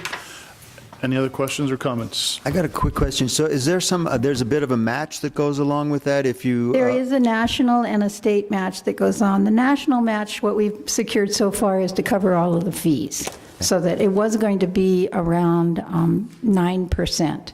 And so we've been able to secure that, so the nonprofits won't have any fee according with the credit cards. You know how you swipe the credit cards and there's a fee. So we've been able to cover that. We have statewide, not matches, but we're calling them incentives, because it's not a dollar for dollar. And so there will be, throughout the 24-hour period, drawings for different organizations in different areas to receive extra $1,000 or extra $2,000 throughout the 24-hour period. We'll be having a party out at KTOW that evening, and people who want to make contributions that do not want to go online can drop their contributions at KTOW or at the Community Foundation office. All right. Well, it's a great idea. Thank you for helping with it. Thank you. Thanks. Okay. Madam Clerk? Yes. Yes. Yes. Yes. Yes. Okay, we'll move on to item 8D. This is a housing report. Mr. Leandro Cordova, our Finance Director, welcome. Mr. Chairman, Commissioners, I don't have a whole lot to go to offer today, but I do have I had spoke in a conference call with the members of HUD, the Northern Regional Housing Authority, and the newer contractor that the Northern Regional is contracting with, called Smart Inc. They plan to be here in Taos on April 28th. I am trying to schedule a Housing Authority Board meeting on the 29th for 11 a.m. for the Taos County Housing Authority to meet with all of the players. All of the people that are involved in this transition will be here at that time, and they will be available to answer most of your questions in detail. But what did come out of that meeting, that conference call, was that they would be on the ground here on April 28th. They'll have a few people at the beginning. They're going to assess, analyze everything that's going on, and then they're going to get to work. And they'll be here to answer your questions on the 29th. So I stand for any questions beyond that. Hopefully I can answer something for you. But So the meeting is to take place on the 29th? Yes, sir. The commission meeting, and it's scheduled for what time? 11 a.m. Okay. Commissioner, Mr. Archuleta, go ahead. Mr. Chairman, Commissioners, also along the same lines as that is that we're still on board to transfer over the complete housing authority as of July 1st. So June 30th would be the drop-off date. April 28th will start the transition period, and then they will take over completely on June 30th. Okay. July 1st. Okay. Commissioner Barone?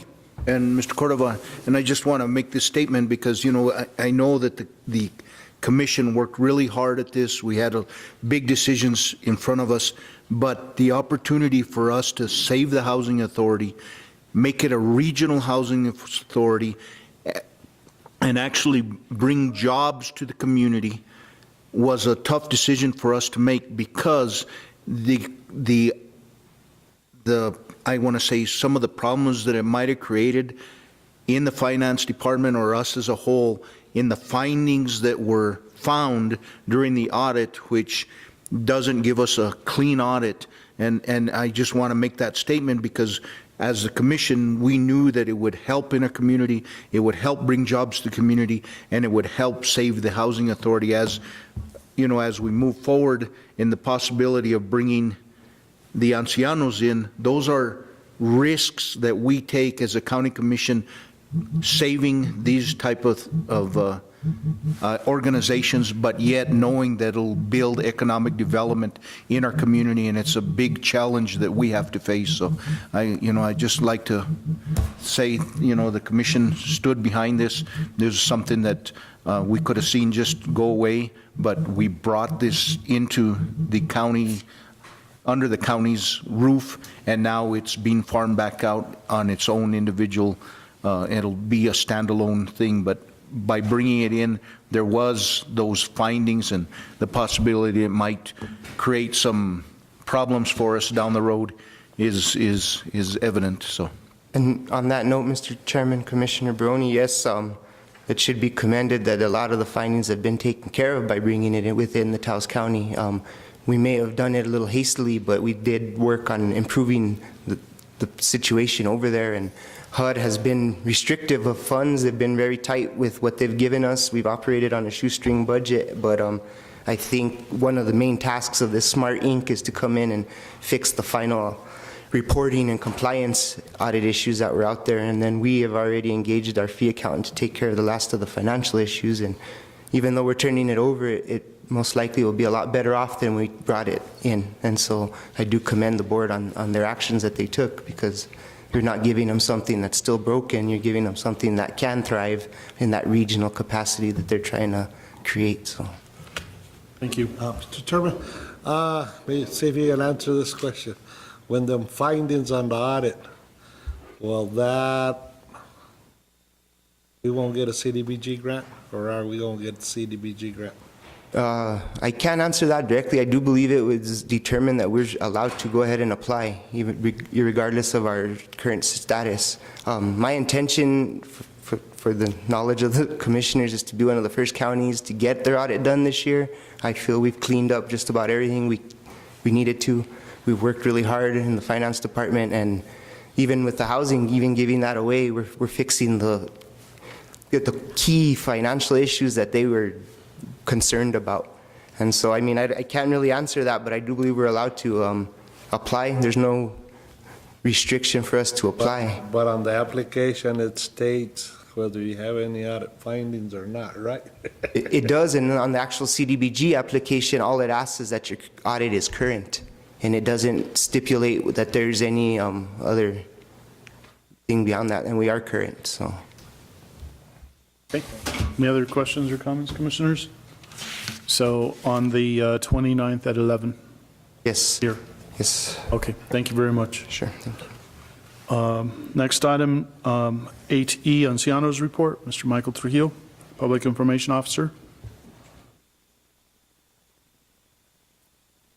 Good morning again, Mr. Chairman, members of the commission. I do have a small PowerPoint presentation to give you guys an idea of what has transpired up to date with Taos County's transition with the Ancianos program. Just as you can see, we have transition team members up there. We have Lupe Martinez from the finance. We have Paula Sanestevens from the treasurer's office, Renee Valdez from Human Resources, Brent Jaramillo from Human Resources, Mark Flores from the facilities office, of course myself, and providing assistance has been Conrad and Richard Sanchez, Conrad from the MIS and Richard Sanchez from the construction.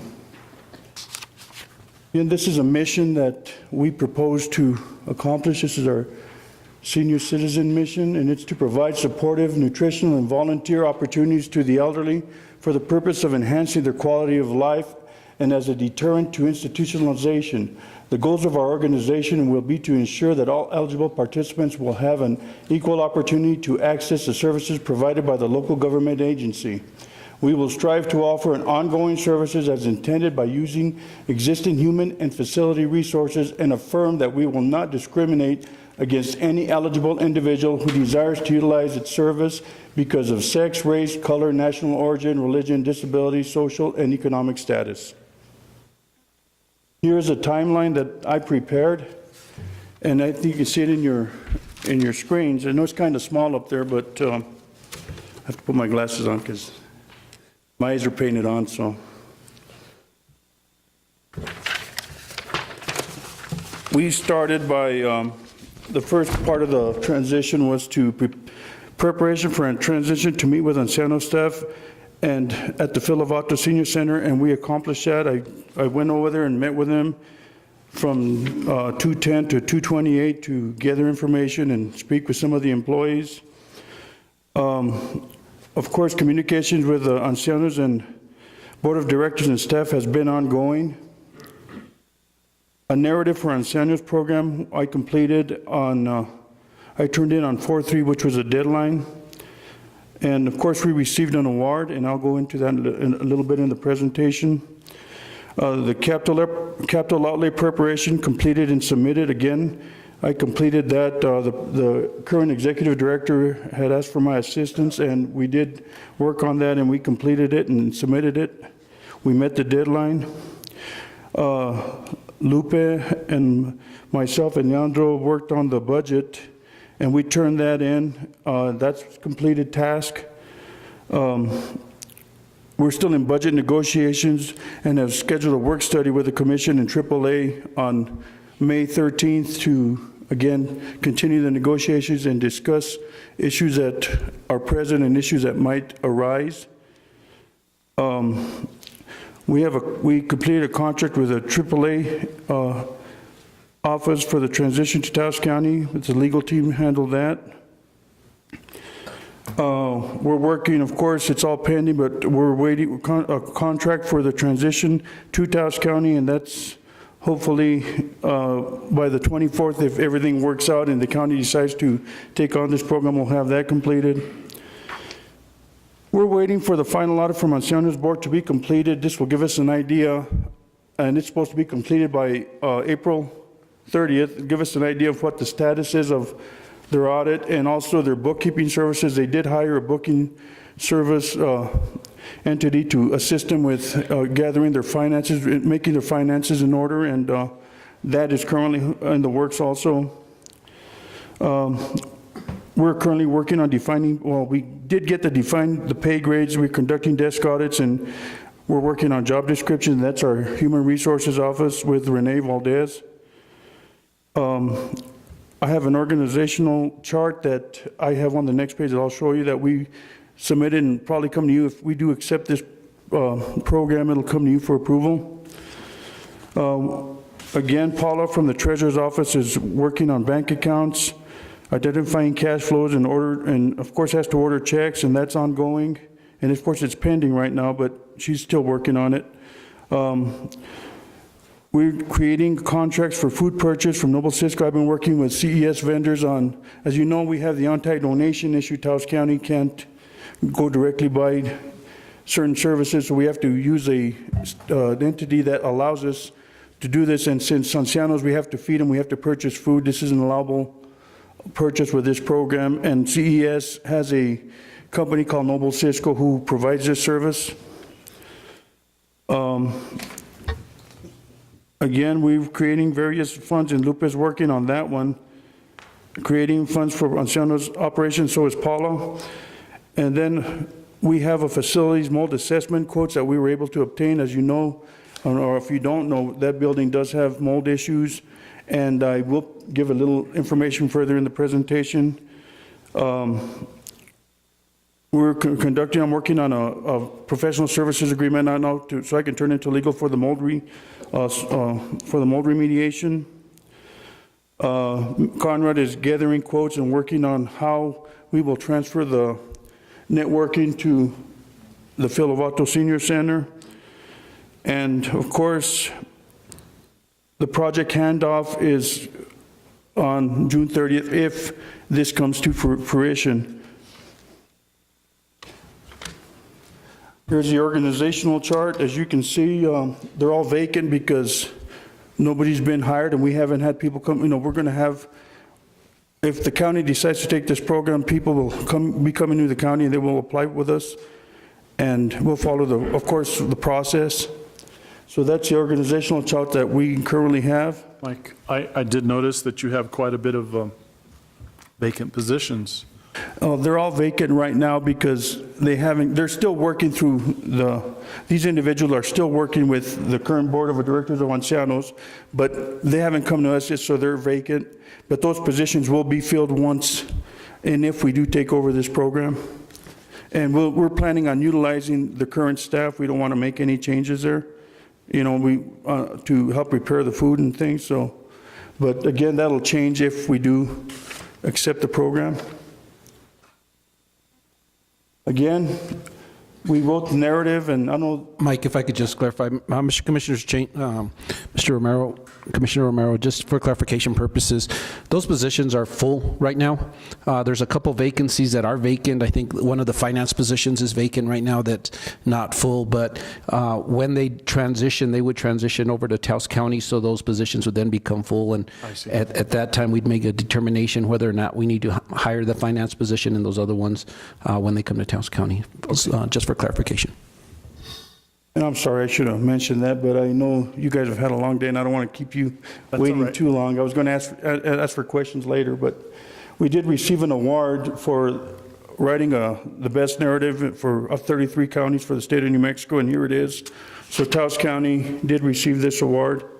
So the noise up there was that Taos County hasn't taken over the program yet and they're already receiving awards, but you know, that's neither here nor there. But it is a plus for Taos County because it gives us, you know, some you know, idea of that we actually are trying to know what we're doing. I know this is a new program for us. We're learning as we go also. And then there is your mold remediation issues. We do have mold in that building, as you can see. We did acquire quotes from Kears, and I think this is a priority. We have to take care of this issue as soon as possible. The ancianos shouldn't be there in that building and having lunch without those mold issues. We haven't completed the professional services agreement. I still want to get permission from our mayor and our town folk to ensure that it's okay for us to go over there and do that. So we're going to have to get some sort of agreement from them that they're going to allow us to go and do the mold remediation. So that's in the works. I have spoken with Richard Bellis, the town manager, on this, and I think this is an important issue that we need to address. And of course, we're going to pay for it out of the transition funds that we received. So it's not going to come out of the county general fund, but I think it's an issue that needs to be addressed as soon as possible. And then there's a budget comparison. We worked on the budgets of 2014, and then there's a 2015 fiscal year. The revenues last year were $925,750. Our projected revenues are $1,000,000 86,106 for 2015. Our expenditures last year were 717,904. Our projected expenditures for the new fiscal year is $878,259. In kind last year was $207,846 last year. We left it the same this year because until we get there, we won't really know what in-kind services and won't be able to track them effectively, so we left them the same. That could change. Mr. Chairman, Mike, I have a question. In kind, what do you mean by in kind? Well, where's that 207,000 going to come from? That's broken down through what we use, the numbers that they used last year. Yeah, but where did that money come from? That comes from donations, and Andrew, you can explain this a little better than I can. Mr. Chairman, Commissioner, I believe it came from all the donations that were received, like the county offered 15,000 to Ancianos, the town gave 30,000, and then it's also from any in-kind services. So our facilities crew going to fix the mold would be one of those kinds of things we could quantify as in-kind. Our finance department helping process payment and reimbursement is another in-kind service. So I believe a lot of that is the donations from the entities that donated actual cash, but it's not general, I mean, it's not money coming in from the grant is what it is. It's any other revenue besides the grant money. And again, the reason it's not really clear, that's why we went on last year's numbers that they had, is because we didn't have any real numbers to go on. So until we get there, we won't really know the actual in-kind expense if we go there. So the increase. Before you go on, Mike, you stated, Mr. Chairman, the audit is going to be completed when? April 30th. And it's supposed to be. That were found were from last year? There were some issues that they've had ongoing for the last few years, and my understanding, a lot of it wasn't very clear in the audit, and some issues came up in that area that the Board of Directors is currently dealing with at this time. And we recommended, I know Leandro, we recommended for this year's audit, because their previous audits weren't as clear as they should have been. We recommended the same audit, the auditor that does an audit for the county. So they're the ones that are handling this particular audit for them. And again, everything's like, because we didn't know the exact numbers, because they didn't have a finance director, they didn't have the accurate numbers for their finances. It's hard for us to go in there and reflect what their actual numbers were until after we find out what their bookkeeping service comes up with at the end of the month, at the end of this month, and of the audit. So we're flying a little blind here, but Leandro might be able to clarify a little bit. Because I've heard through the grapevine that there was a total of 41 findings. In this year's? I'm getting a little leery about taking over this program. Don't get me wrong, no, I ain't got nothing against the senior citizens, but the people that were running it. And the thing about it is, if there's 41 findings, what is it going to do to Taos County? Taos County can close their eyes and forget about CDBG grants or any kind of grants for 2 or 3 years down the road. Chairman, Commissioner, to address that actually is, I mean, that brings up a really good point, and that's a big reason why we've pushed this off as long as we have. We're pushing it off to a beginning of a fiscal year date, because the truth is the Ancianos 501c3 is its own entity. We don't have to take on their liabilities and their findings necessarily. When we start with our funding source on our new fiscal year, we're basically carting our new cart with the new horses of the funding, and we're moving forward, and we're leaving them behind. We won't carry over their liabilities. We're not responsible for any of their liabilities. We would ask the auditors to help identify those liabilities to get us to the point where we know what they theoretically will owe, but it's not the county's responsibility to take that and pay for it. So I totally agree with you, but I think the reason why we've taken so long and we've done it this way is to try and avoid that issue. But if we take it over July 1 with our staff, our finance department running everything through the proper procurement, I believe we'll be fine in terms of future findings. What they do with their audit will be... You get that in black and white for me. Paper saying the county will not have any issues. And If Mr. you Lopez? take it over, because if not, you know what I mean? See, I'm getting leery about this, you know? I'm gonna be here 8 more months. There's 3 new commissioners coming in. The county takes it over and they find all these issues with the county. Who are they gonna point the finger at? Me, this commissioner here and that commissioner there, saying you people knew about it and you put the county in jeopardy. And that's our goal, Commissioner. I certainly agree with you on that aspect of it. Our intent was just to that's why we pushed, as Leandro said, the target date to July 1st, because we certainly don't want to put the county in any liability. Our goal is to protect the county and to ensure that if the county does take this program over, we're going to start it fresh and clean. I think Floyd can elaborate a little bit on that process if you'd like to say something, Floyd. Thank you, Mr. Chairman. Commissioner Duran, my understanding, the word terminology we've been using in the legal office is clean slate, which means that any contract between the state and anyone else with regard to taking over this is that we would absolutely assume nothing, no liabilities and nothing from the past. And as of July 1st, we will be starting anew without any history. And so that's going to be very clear and very definite in the contract, so that won't be an issue. But that's the intent, anyway. But you can get that for me in black and white, right? I'm sure our legal can. Bob Malone is working on it, and he's absolutely committed to an enforceable agreement that there would be absolutely nothing from behind that would follow us, that it's just going to be absolutely clean as of the date of the takeover. And just to be clear on the findings, there were 46 findings, I'm sure, that were from the federal funding project. Those are issues that Ancianos, the board is currently trying to address some of those issues. And then there were some compliance issues with AAA that the board is certainly trying to take care of at this time. But those are things that we need to ensure that aren't going to come back and bite the county if we do take this program over. Chairman? Okay. Could I have Commissioner Haley Creech come up and elaborate on that?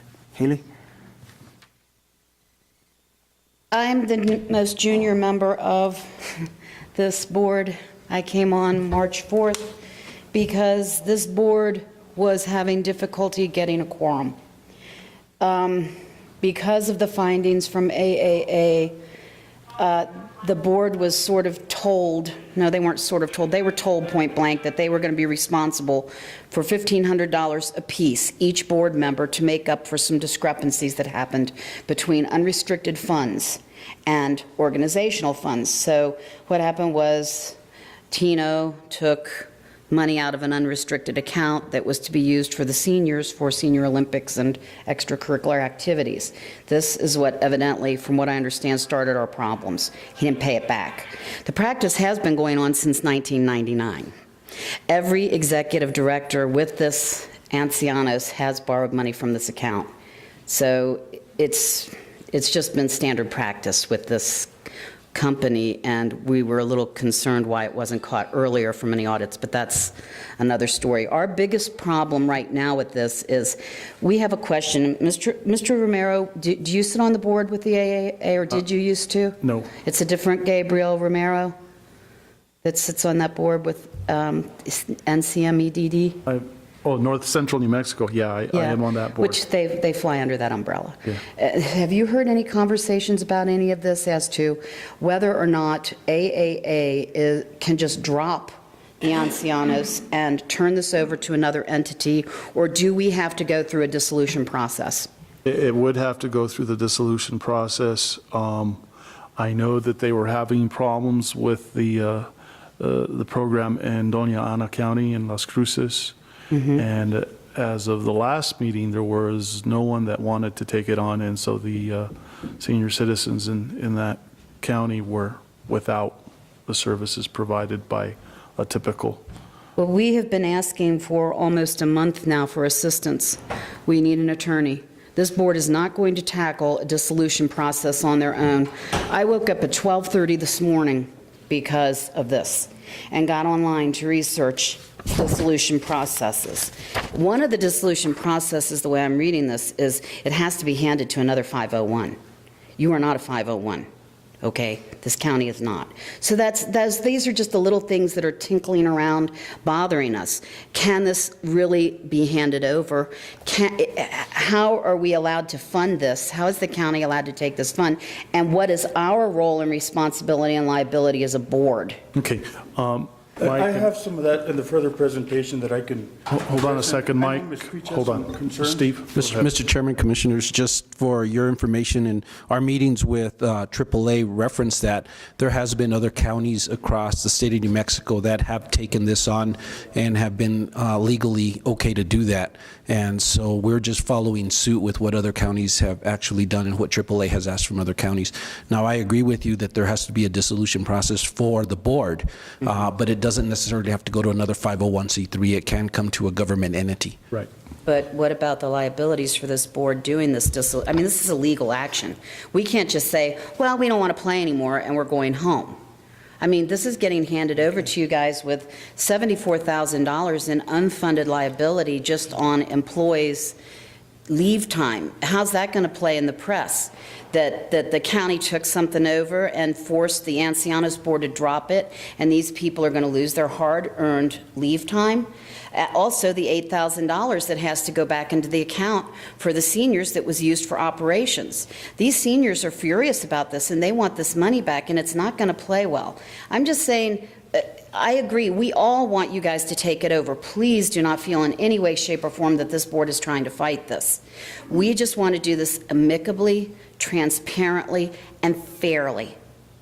Thank you. Mike? Go ahead, Mike. Let me ask this question, Mr. Chairman. Those $8,000, where did they go to? They used it for operations. See, the monies that the seniors had were kept in an unrestricted account.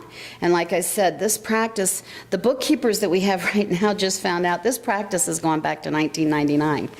Because back in the day, we didn't have automatic deposits and things that were all done electronically. And so the former executive directors would always just take the money out of those funds and pay the bills with them. And then as soon as the grant money came in, they just put it back.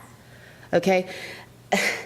They say nothing illegal happened, but the funds, if funds are earmarked for one thing and the seniors raised those funds, okay, it's their money. It's not the Ancianos Operation Fund money. They need to be given that money back. And now it came to our attention by someone in there that you guys also have an asbestos problem, that the tile floor in there is asbestos and a couple of the tiles are broken. That is friable. That's a real bad problem, and that's a very expensive remediation. I don't know if this is true, but it certainly bears being looked at. You do not want somebody coming back and suing you for mesothelioma or whatever it is. You know what I'm saying? There are just a few things that need to be cleared up. And So do you have any recommendations? Do you have any suggestions on how to take care of the problem? I would like to see this board given the opportunity to clear these things up and hand you guys something correctly. And are you working towards that? Yes, I mean, I drive in from Amalia twice a week for these meetings. I'm very committed to this. Okay. I don't enjoy making 100-mile Mr. Trujillo, go ahead. trips. I have some of that information she's talking about Okay. further in the presentation, and I agree with some of the concerns that Kaylee has. I know she's been working hard and trying to get some of these issues resolved, and it's been a nightmare, believe me, it's been a nightmare for her, and it's been a nightmare for me. Because It has, and we've tried to work together. We're finding things as we go on that raise red flags, and our concern for the county's sake is to ensure that if we're going to take over a program, it's got to be clean. We cannot take over a program that's going to bite us 10 years down the road or a few years down the road. And if I might go on, with a presentation. Mr. Chairman, hold on. Go ahead. I'll go if you can let Go me ahead. go ahead. And then after he's done, I would like to hear from this lady. But she's got it black and white, but I'm going to give you the opportunity so that everybody knows what's Well, I agree, and it's important. We got to be transparent. If we're going to take over a program, we have to be transparent. Everything has to be transparent. So, go ahead, Mike.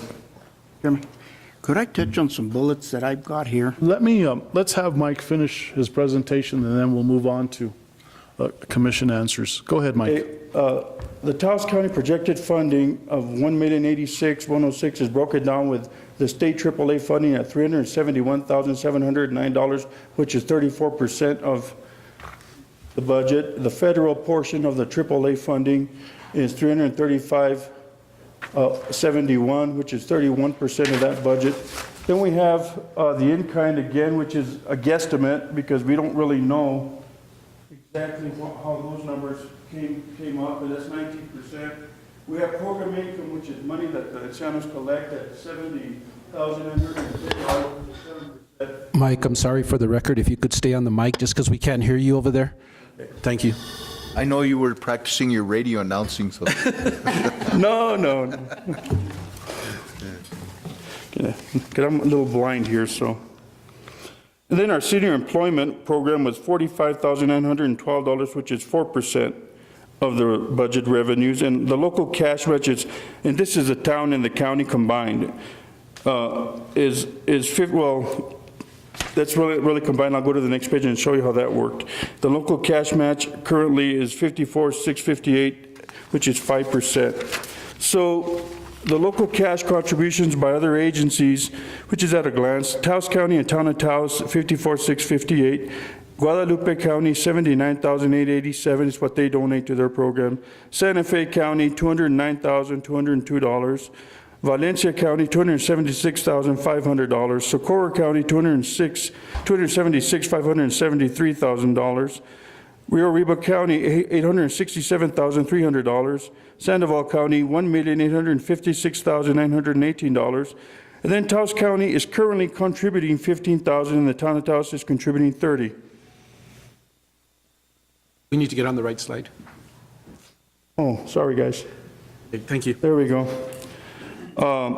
This sees a difference of $9,658 to meet the goal of $54,658 as shown in the projected funded budget. Again, local cash match required is $54,658 to meet the $1 million, the current budget that we negotiated with AAA. The town of Taos 30, Taos County 15, difference is $9,658, which would get us to the current projected budget. Current issues, and I think some of these issues are what Kaylee and I have been looking at over the last 2 months. And as Kaylee stated earlier, as of 4/7/2014, which is the last report I received, approximately $74,034 would have to be paid out to employees for ancianos who have had leave time accumulated. The Ancianos Board does not have the funds to pay. Is the county going to take this on? It's a question.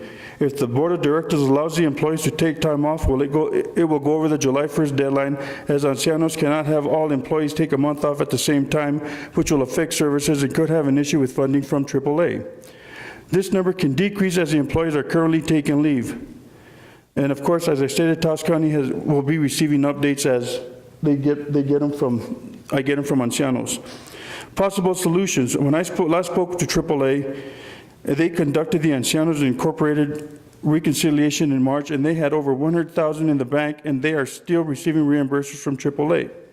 Once the audit is completed by April 30th and the bookkeeping service has accounted for all the funds, the Ancianos Board will have a better idea as to what funds they will have to cover these costs. Possible problem. The federal audit reveals some of the other compliance issues that still need to be addressed by the Board of Directors of Ancianos, and if they are not completed by the July 1st deadline, then it becomes a county issue and it could be an audit finding for the county. And I hate to paint a grim picture here, but these are the things that need to be addressed. We are in a quandary with this issue as Taos County has not been provided with any information regarding the federal program or other than last year's grant awards. Compliance issues regarding AAA still need to be addressed and have not been completed by Ancianos Inc. Of course, they are currently working on some of these findings. The Ancianos Board of Directors needs to hire legal counsel to assist them with the dissolution process, as they have no funds that they are aware of to hire an attorney and are looking for AAA for assistance. As stated in this presentation above, they might have funds to pay this. I have also spoken with Tim Armour from AAA and recommended to him that it might behoove them to pay for their service, as it could affect our transition. Mr. Armour agreed and asked the Ancianos Board of Directors to send him a quote for this service. As of today, I have not seen a written quote, but I have been working with Kaylee on this, and she's going to be getting one, correct? Mr. Stefano said that he charges $250 an hour, $2,000 retainer fee, and he can't tell us what a quote is until we hire him so he can look at it. And he's actually even saying that this Ancianos might be better off to file bankruptcy. So there you have it. I mean, we don't know. We don't know what direction to take. We're not lawyers. Well, all I can say, it could be chicken, could be tuna, you don't know. But it's $250 an hour. But Mr. Chairman, when you said who to file bankruptcy, The Ancianos. the board or the whole? The Ancianos. The Ancianos nonprofit file bankruptcy. The board. The board. Because if the county is not going to take on any unfunded liability, which includes leave time for the employees. Now, that number is a lot better. As I said, I woke up at 12:38 a.m. this morning with a ping in my head and looked at this and realized I read the entire policy and procedure manual last week, and I seemed to remember that the sick time does not accrue, and there are only so many days. Well, they've got a $44,000 cost in here for sick time. They have people that have 263 hours of sick time on the books. So this has been accruing. This needs to go away. I called Mona this morning and told her that I would be there after lunch today to talk with Don Romero to see if she can redo this graph that we have, this chart, this spreadsheet that shows the leave time that's outstanding. That should bring our total down A little bit, huh? Quite a bit. by $44,722.18. So it'd go down from 74 to 44? It would go from 74 to 29,311.85. Which is a significant difference. I do my best thinking when I'm sleeping, evidently. So to continue with this, at our conference call we had with the feds, and Leandro, you were there, and so was Bob Malone, our attorney, they made it clear that they would not deal with Taos County until the Ancianos Board dissolved, and any funding that they provide will not be given to Taos County until this issue is addressed, which will affect the budget for 2 current employees who are paid under this fund, which is a foster grandparent program, which these funds are for. If we don't get these funds from the federal program, then that affects the foster grandparents. We won't have a foster grandparent. We'll just be dealing with AAA funds, if that's the case. So please note that whether the Ancianos Board dissolves or not, or doesn't dissolve, does not matter to AAA, as they have stated to me that they will not contract with Ancianos Inc. any longer based on the issues that have been present for quite a while. If Taos County does not take over the program, then AAA will contract with a food service vendor and provide vouchers to Ancianos so that they can go to eat at restaurants in Taos County designated by AAA. And they, of course, as you mentioned, Mr. Chairman, this was done in Las Cruces.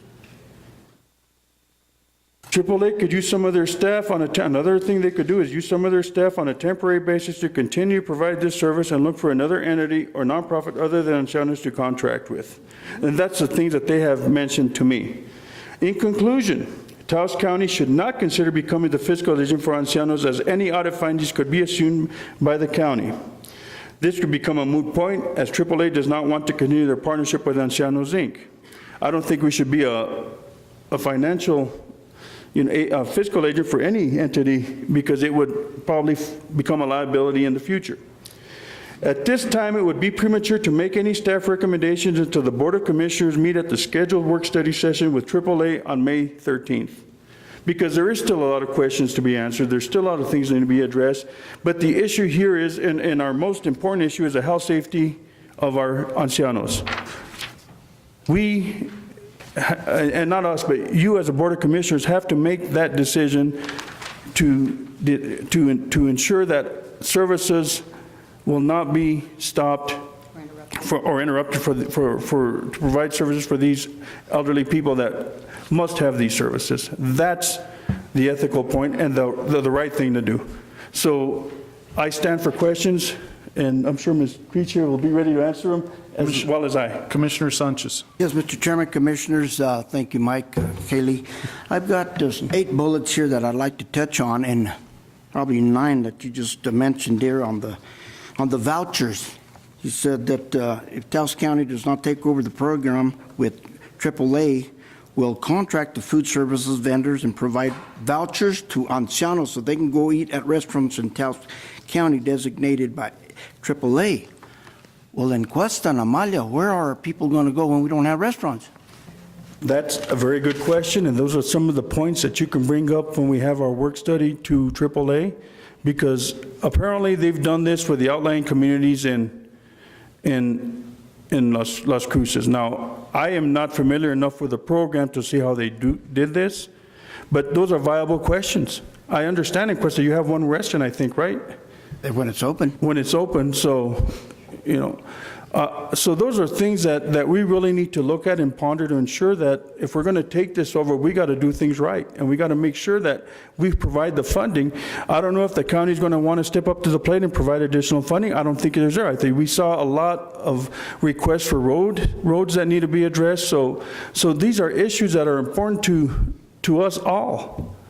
So your other bullet point? Yes, okay. Let me just read. I've got 8 bullets that I got to touch on. And this will probably be 9 now. Do we get federally funded 41 match on this? Is that money's coming from federal for the ancianos? My understanding is that AAA gets a certain amount of funding from the federal government that they pass through their office that give to this program for certain things. They have quite a bit of breakdown of services that are entailed in these funds. They also have state funds that they provide. Now, the foster grandparents also have federal funds that they provide for foster grandparents going to assist. I guess they pay these individuals. You're probably more familiar. Is it The foster grandparent program, they pay very little. I think it's $2.10 an hour. It's a stipend for seniors to go to schools and help a child that's maybe lagging behind a little bit. He just needs that little extra attention to make his grades. And the other program is SCP, which is the Senior Companion Program. And these are people that actually go into the seniors' homes and help them. Again, their stipends, they pay for their gas and their time. It is a totally federally funded program, and they have made it very clear that they cannot legally talk to the county until a dissolution process has been begun. We've got to issue a letter of intent to dissolve. Okay, we're fine to do that if we get an attorney. So we're in a catch-22.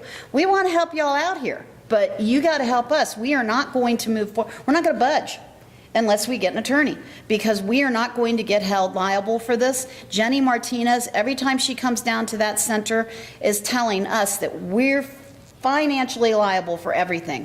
She scared the last board off. This is what I was told. Now, I wasn't there. But the thing is, you can't go around threatening people and then expect them to want to step up the plate and help. I want to resign from this board, but will not do it simply because if I do, you guys don't have a quorum and funds will stop immediately, period. But let me ask this question, Mr. Chairman. The people that are directing this program out of Santa Fe, aren't they the ones that should be liable? You know, they're the ones The way that the bookkeeper is looking at this right now, as I said, this practice has been going on since 1999. It should have been caught. This should have been caught. We were up to letting people accrue and move over 45 days of leave time with this company. Union people don't get that kind of vacation time. So someone, somewhere through this process that was doing our accounting and checking our books, whether it was AAA or the financial people we were hiring, should have said, hey, you know what? This is going to land you all in a world of hurt because you're going to have an unfunded liability. And that's what we're looking at right now. but from what I understand, the thing that got us into the trouble was borrowing from Peter to pay Paul. But how can you, I think the wrong person, honestly, in my opinion, was let go. I think Tino trusted his financial people to tell him what to do. I don't think he was financial. He was just doing what they'd always been doing. This was business as usual. Okay, but let me ask this question now. You said this board will not budge if you don't get an attorney. So what you're saying is the county's going to have to dish out the money? Not necessarily the town. Mr. Armour said he would be.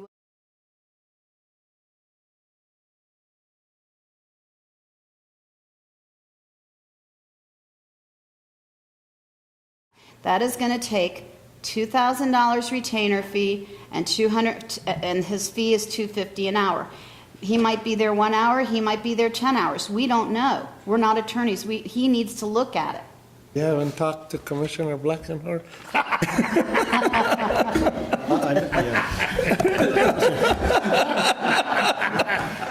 Mr. Chairman, if I could read those bullets that I've got. Okay, this is what I've got here. Can AAA legally hand the Ancianos program over to the county without a letter of dissolution generated by the Ancianos Board of Directors? If the answer is yes, then the board directors can step down, right? If they can do that without us, let us go. Quit tormenting us and making us come through all these hoops and threatening us with lawsuits and everything else. Let us move on. Take it and be done with it. And then also, has Tim Armour agreed to get an attorney for these folks? I think it's much needed at this time, okay? Let's see, and then is it true that there's an unfunded liability in excess of $70,000 for unpaid leave and sick time and current employees of Ancianos, which Kaylee just touched on? And then the $8,000 that you touched on earlier that were taken from the Ancianos from their, they did their fundraising? You know, that was used. Fundraisers to get, that's the seniors' money. Yes, exactly. Okay, and then I'm glad you touched on this. Does the town of Taos have any money to fix that mold issue that we have? Got mold? We need, that's going to be expensive. Well, that's going to be paid out of the transition funds that we received already because it's from AAA, because that is a priority issue. Those people shouldn't be eating in that environment. And that's something that we're moving on right away and trying to get taken care of. And there is the money budgeted for that. I think Leandro's going to come back later with a budget amendment so we can approve this. And how long has this mold been there? It's been there, as far as I know, since a year, 2 years, because that building's been leaking quite a while. And it's not, it's just an issue that's been occurring over time. And the buildings have deteriorated to the point where water leaks, that building anyway, and flat roofs. And it created those issues. So, Mike, hold on a second, Commissioner Sanchez. Mike, what have you done, what has Steve done as far as communicating with Tim Armour from? We've met on these issues. We've actually talked to him about a lot of these issues. Is there a solution to any of what you're bringing forward today? According to Tim Armour and AAA, they have every right to break a contract with the current Ancianos, as they've done with other entities in the state that haven't, been up to par. As far as the attorney, I did mention to him that it would behoove them to assist him, and Steve and I have touched base with him. We've also touched base with him on the fact that we need to have the proper funds to manage this particular program. And they're not willing to what they're telling us is they've got 33 other counties, and they have a certain amount of funds that they can give each county. And I don't know what their budgets are like. I don't question what they haven't seen any of their budgets. No, that's something that maybe you would have privy to see as a board member. But Mike, you're there on a day-to-day basis. No, I'm talking about AAA's budgets at the state level. They have some amount of money that they give to every entity. We're only privy to see what they can actually provide to us based on units served, and there's certain criteria that needs to be met. So what have you done to bring this program over successfully to the county? what has been done that is positive, anything that is worthwhile listening to be able to say whether we're going to move on with this or are we going to drop it just like Doña Ana County has. Go ahead, Steve. What is staff doing? Mr. Chairman. What is the board doing? Mr. Chairman, Commission. Go ahead. Staff is working on a daily basis to bring this program over. We have been working, in fact, we've probably given them a total of 5 budgets at this point that we've revised. Every time they come back with a different number, we've given them our number. They've come back with a different number. We've revised our number. We've worked together to try to figure out how we can do it. As was outlined on page 2 of the presentation, Mr. Chairman, I'm sorry, page 4, staff has been working diligently in all of the areas to include HR, to include finance, to include construction, to include mold remediation, all of those issues that aren't issues that were our issues. We're just taking on these issues and trying to work through that. We continue to try to represent the board as best we can. Of course, we can't speak for the board, but we have talked to Mr. Armour, Ms. Martinez about please give them money so that they can do legally what they need to do and get that done. We have met with staff. The HR department has met with every one of the staff members there. We have done a time study of their time and what they're doing. Do they fall under the right categories for their job descriptions? Are they doing what's on their job descriptions? Mr. Jaramillo and Ms. Valdez have been working on the new job descriptions for them. I mean, there's been tirelessly amounts of time spent on this. And basically, you know, we're going to bring this back in front of the commission on a work study. We've also brought back the issues of budgets back to AAA. We've said basically what you're asking for as far as units and reimbursement. I think at one point they came back to us with a $728,000 budget. We said we can't do that. We can't do it. We just can't do it under that budget. The staff that are at the Ancianos program that are working every day, when they come over to the county, are going to have to pay para, are going to have to pay health insurance, stuff that they're not used to paying over at the Ancianos program. You're making $8 an hour, taking home $300 every 2 weeks.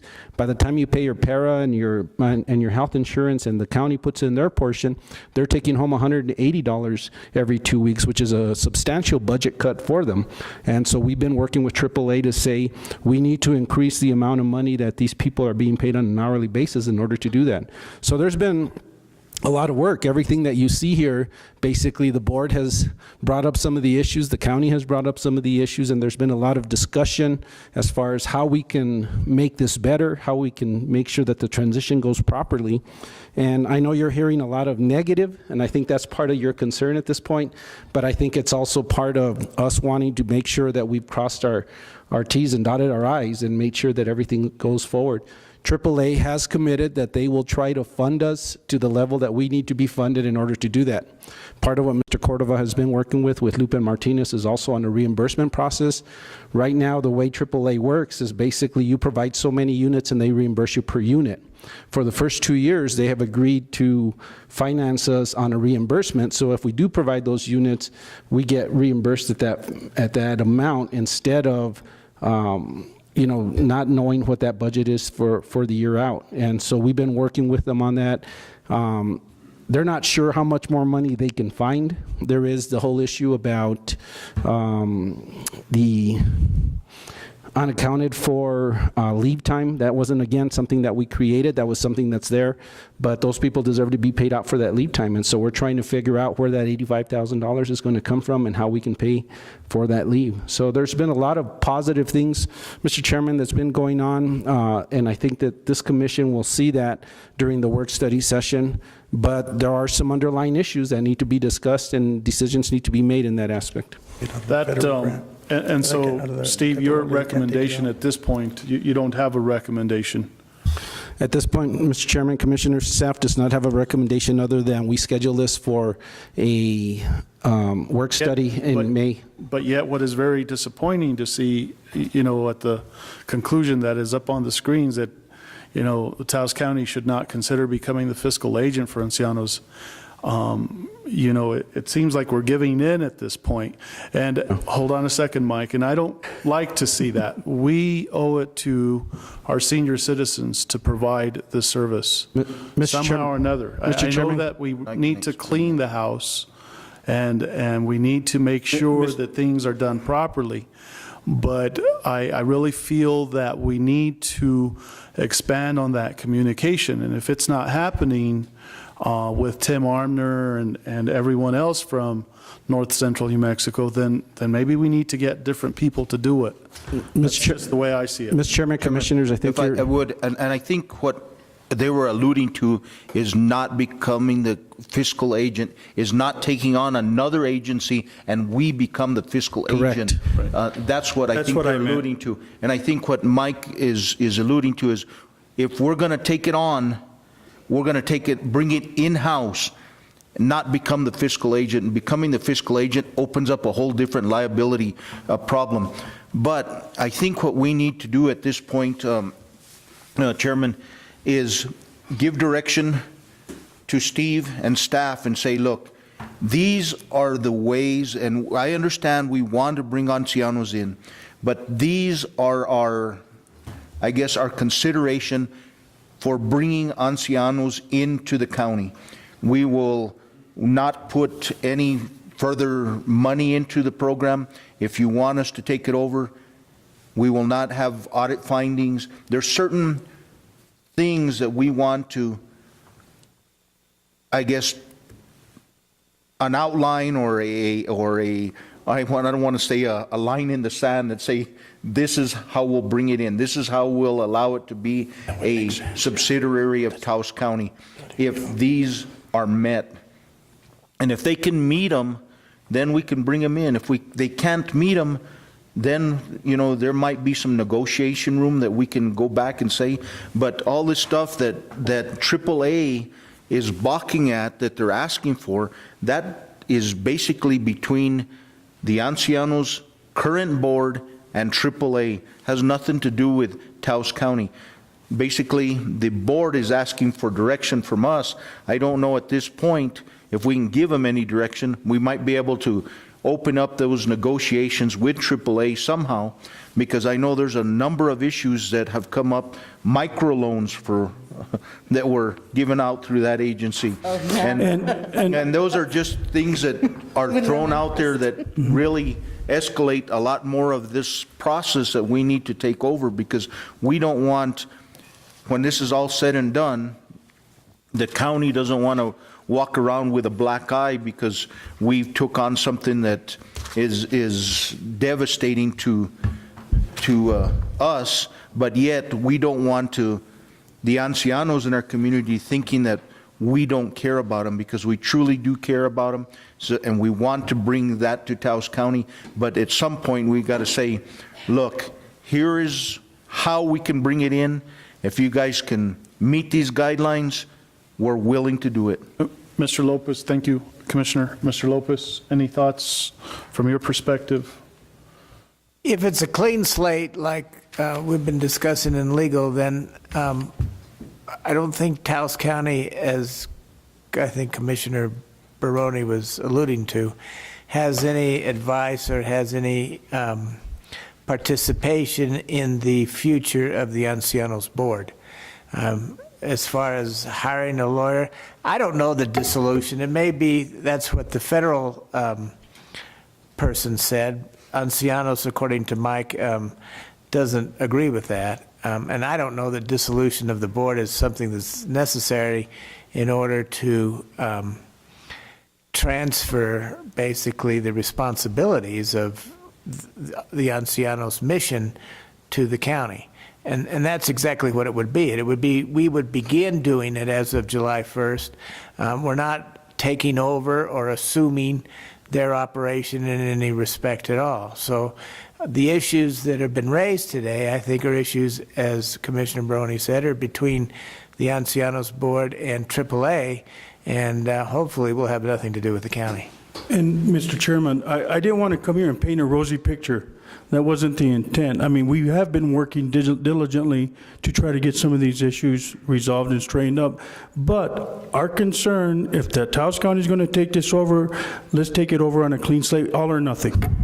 And I don't have a problem with it. I think it's important that we provide these services for ourselves. I feel just like you do.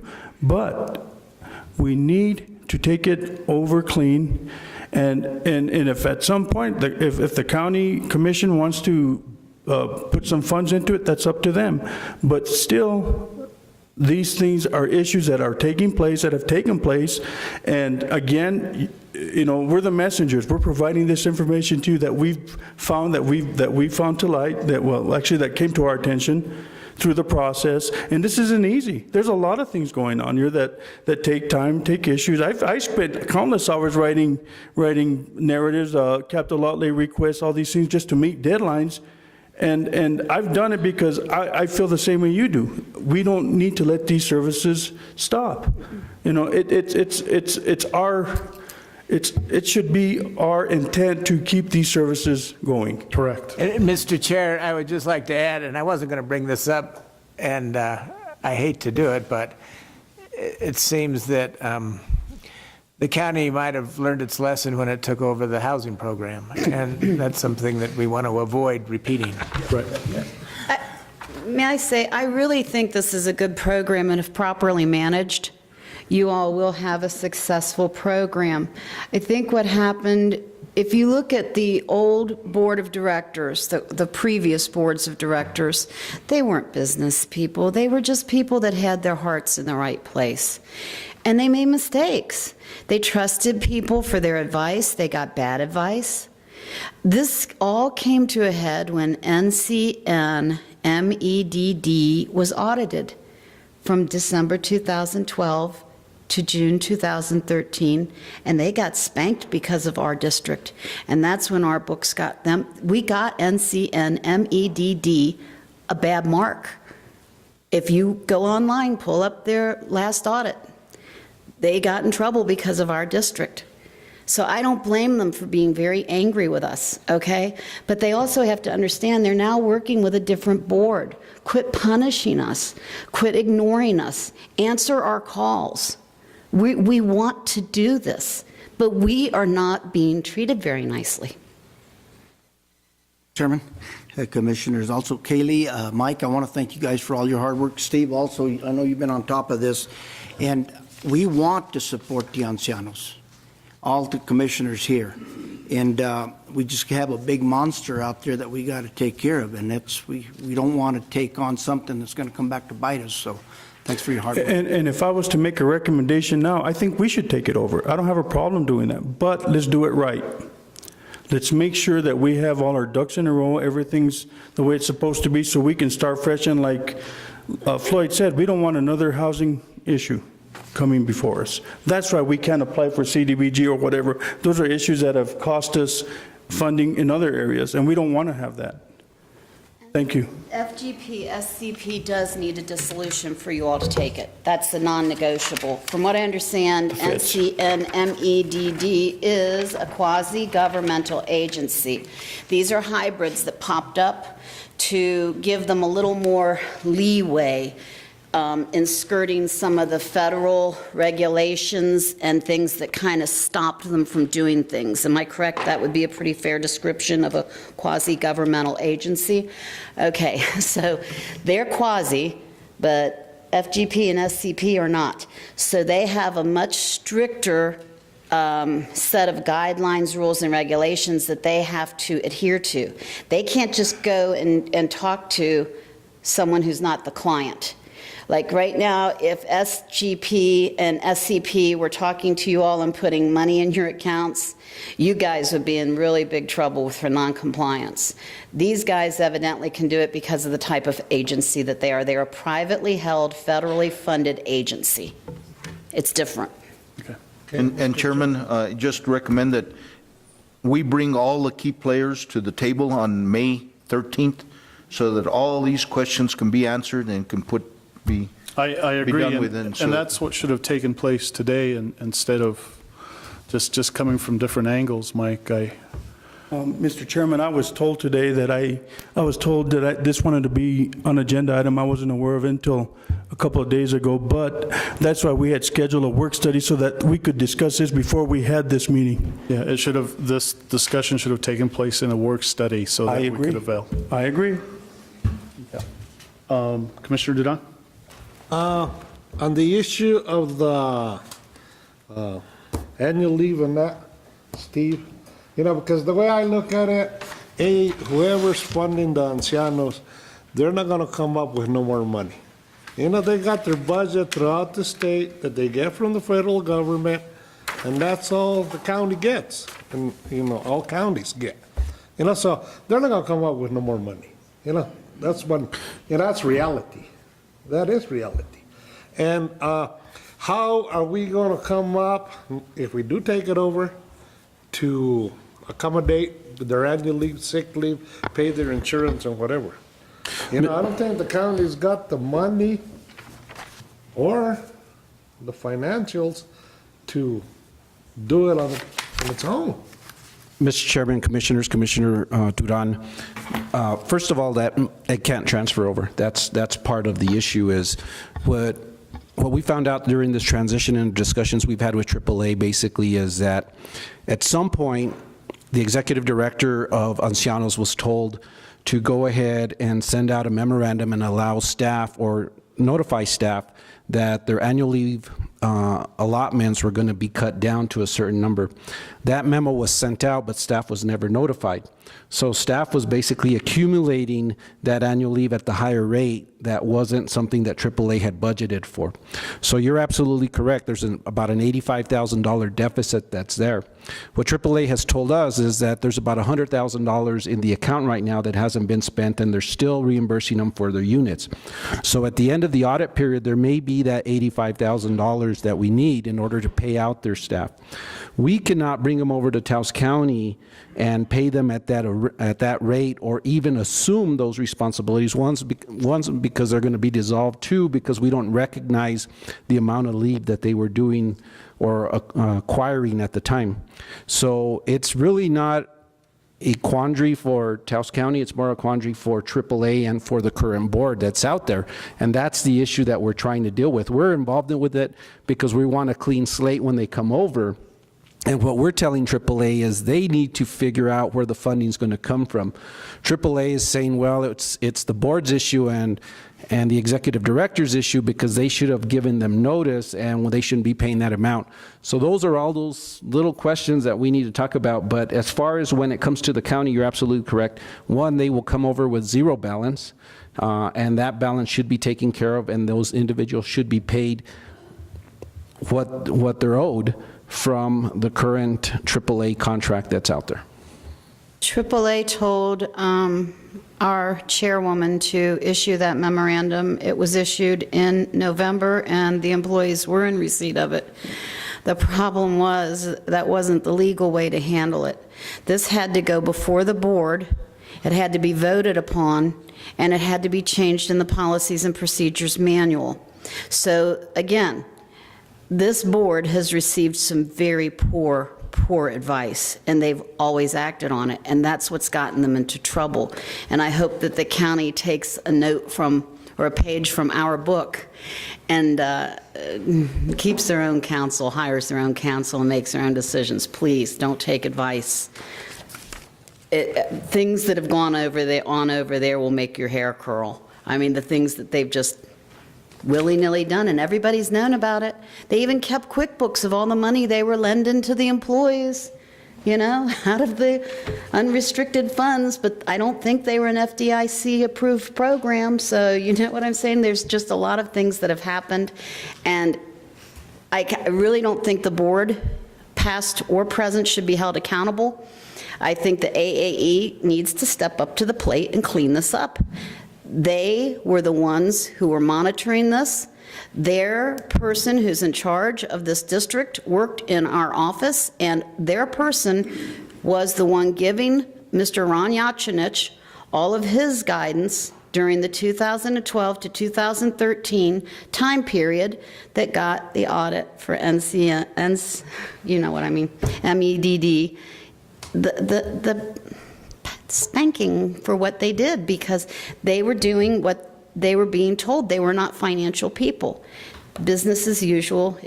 We can't point fingers now except to say, I think there is some culpability there, and let's just step up to the plate, find the funds, and get this done so that we can hand it over to you guys, like you said, with a clean slate. Can this be done by July 1st? I'll do everything I can to help y'all, but I don't know. Could it be possible to talk to AAA to allow it to run another couple of months until we clean up the employee time problem? As I said, we just found a $44,000 error. Maybe we'll find more. Maybe everything's okay, but can we just wait until after the audit and have our work study to make any decisions? Leandro, how much money is the program going to need to survive, and how much are they getting in assistance?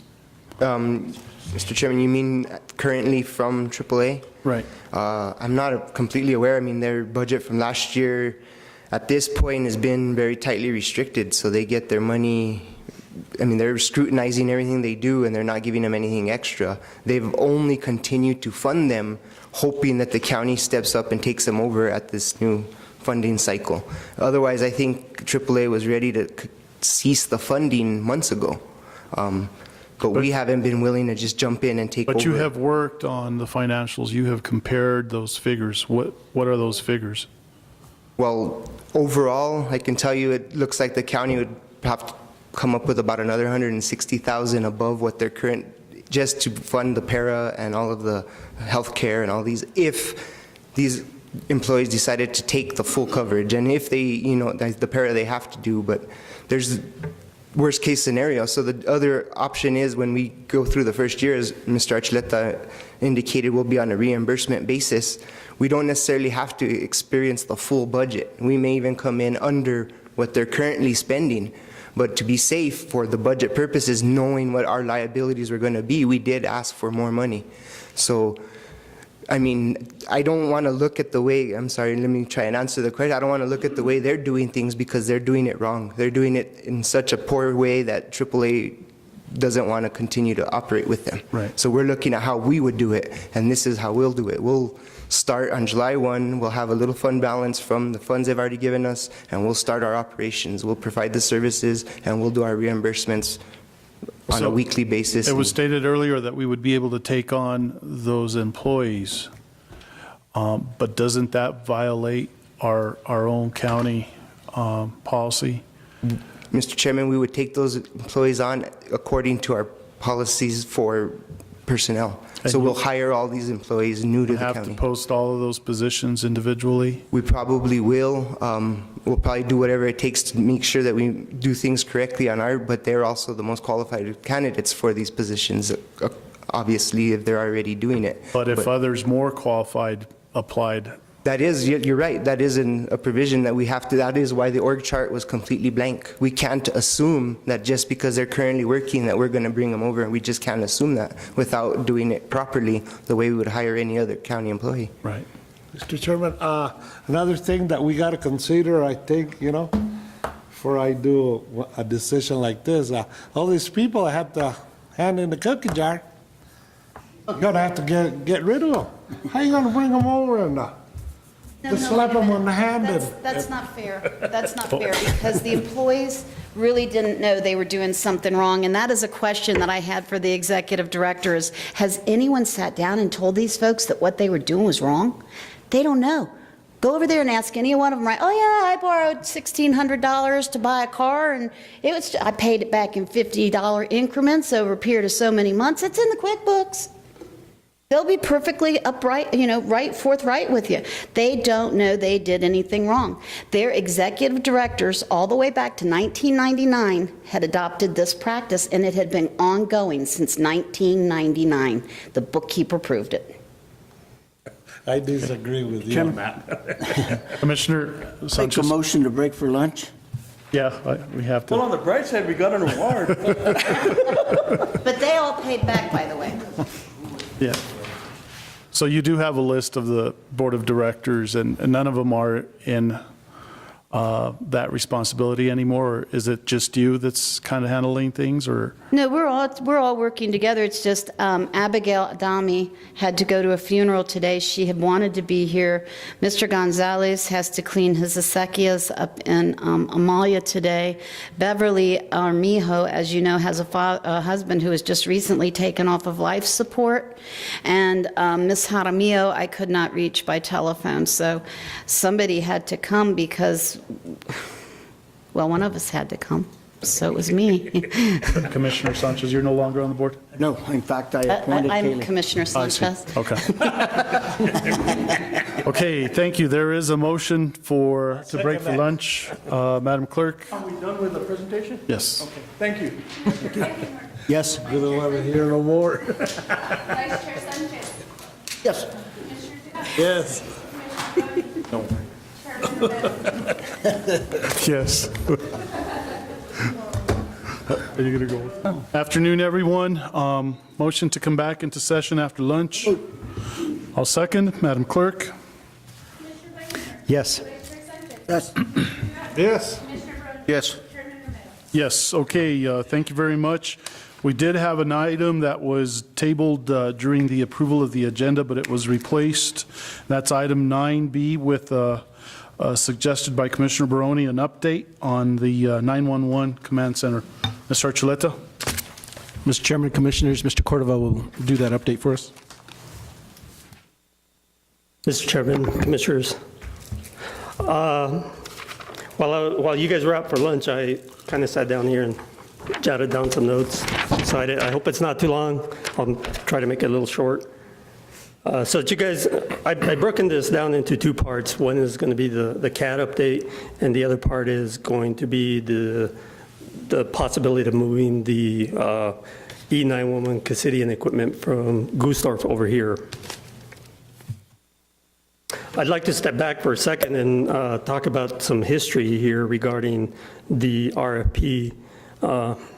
Back in early February, there was an RFP issued, and if you recall, during February, this was prior to the election, and at that point, the county and the town were still at odds with the way we were going. Basically, we were diametrically opposed there with the direction that we were going. So the county's intent was to build a standalone dispatch center that would be independent of what the town was using. And so keep that in mind as I go forward here.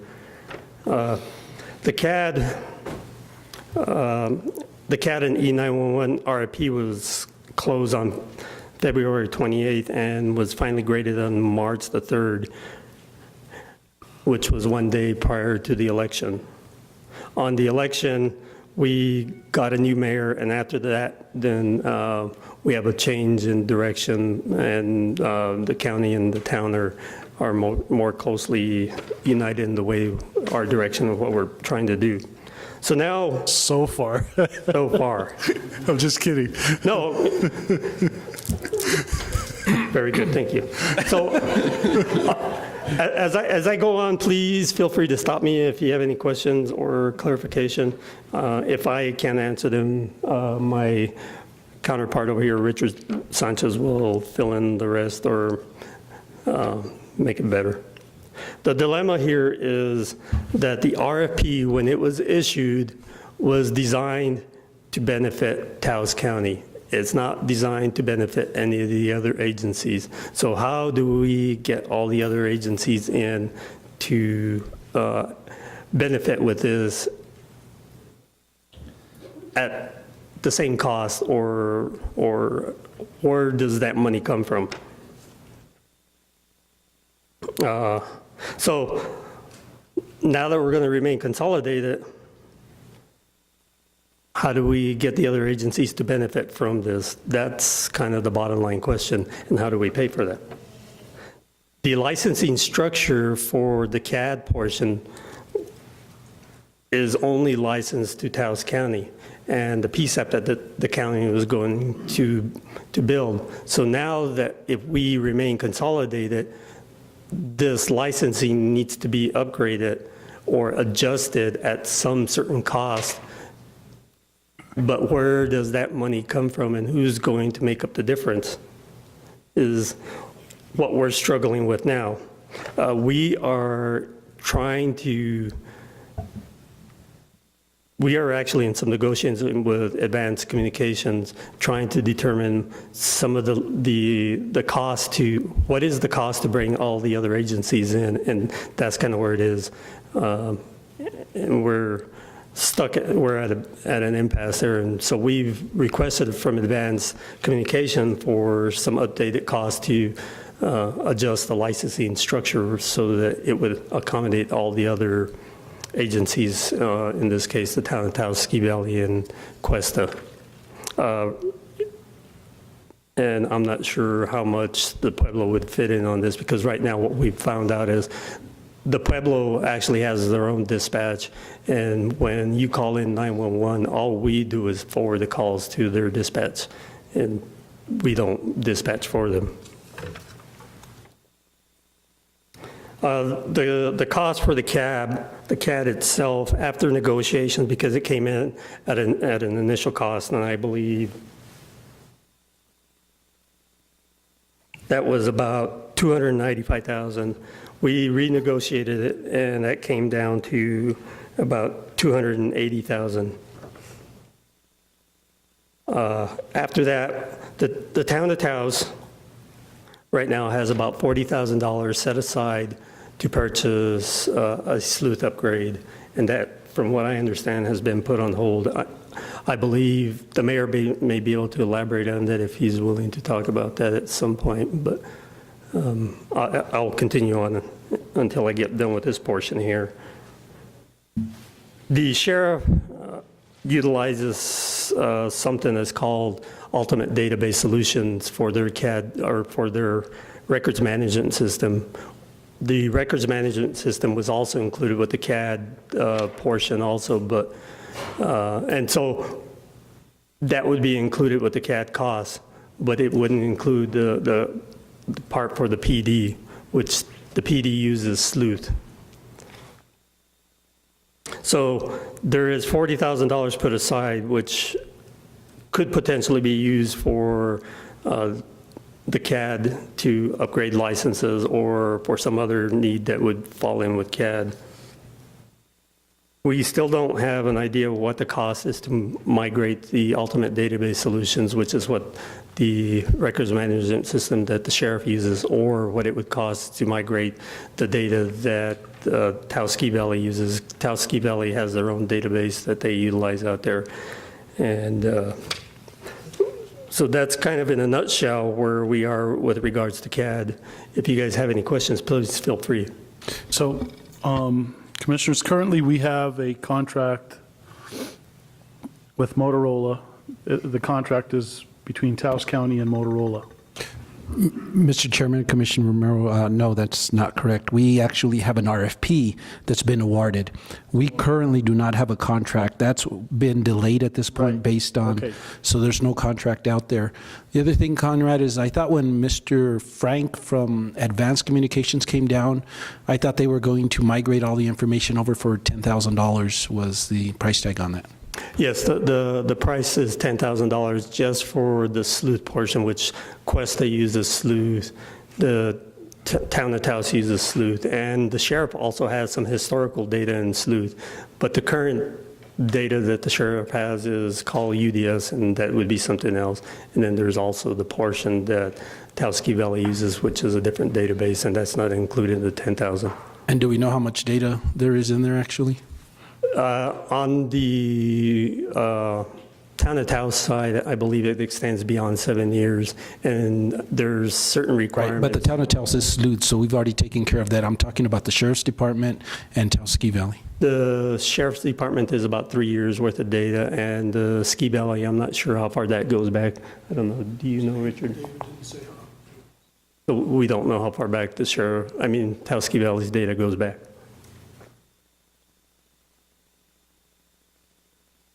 Mr. Chairman?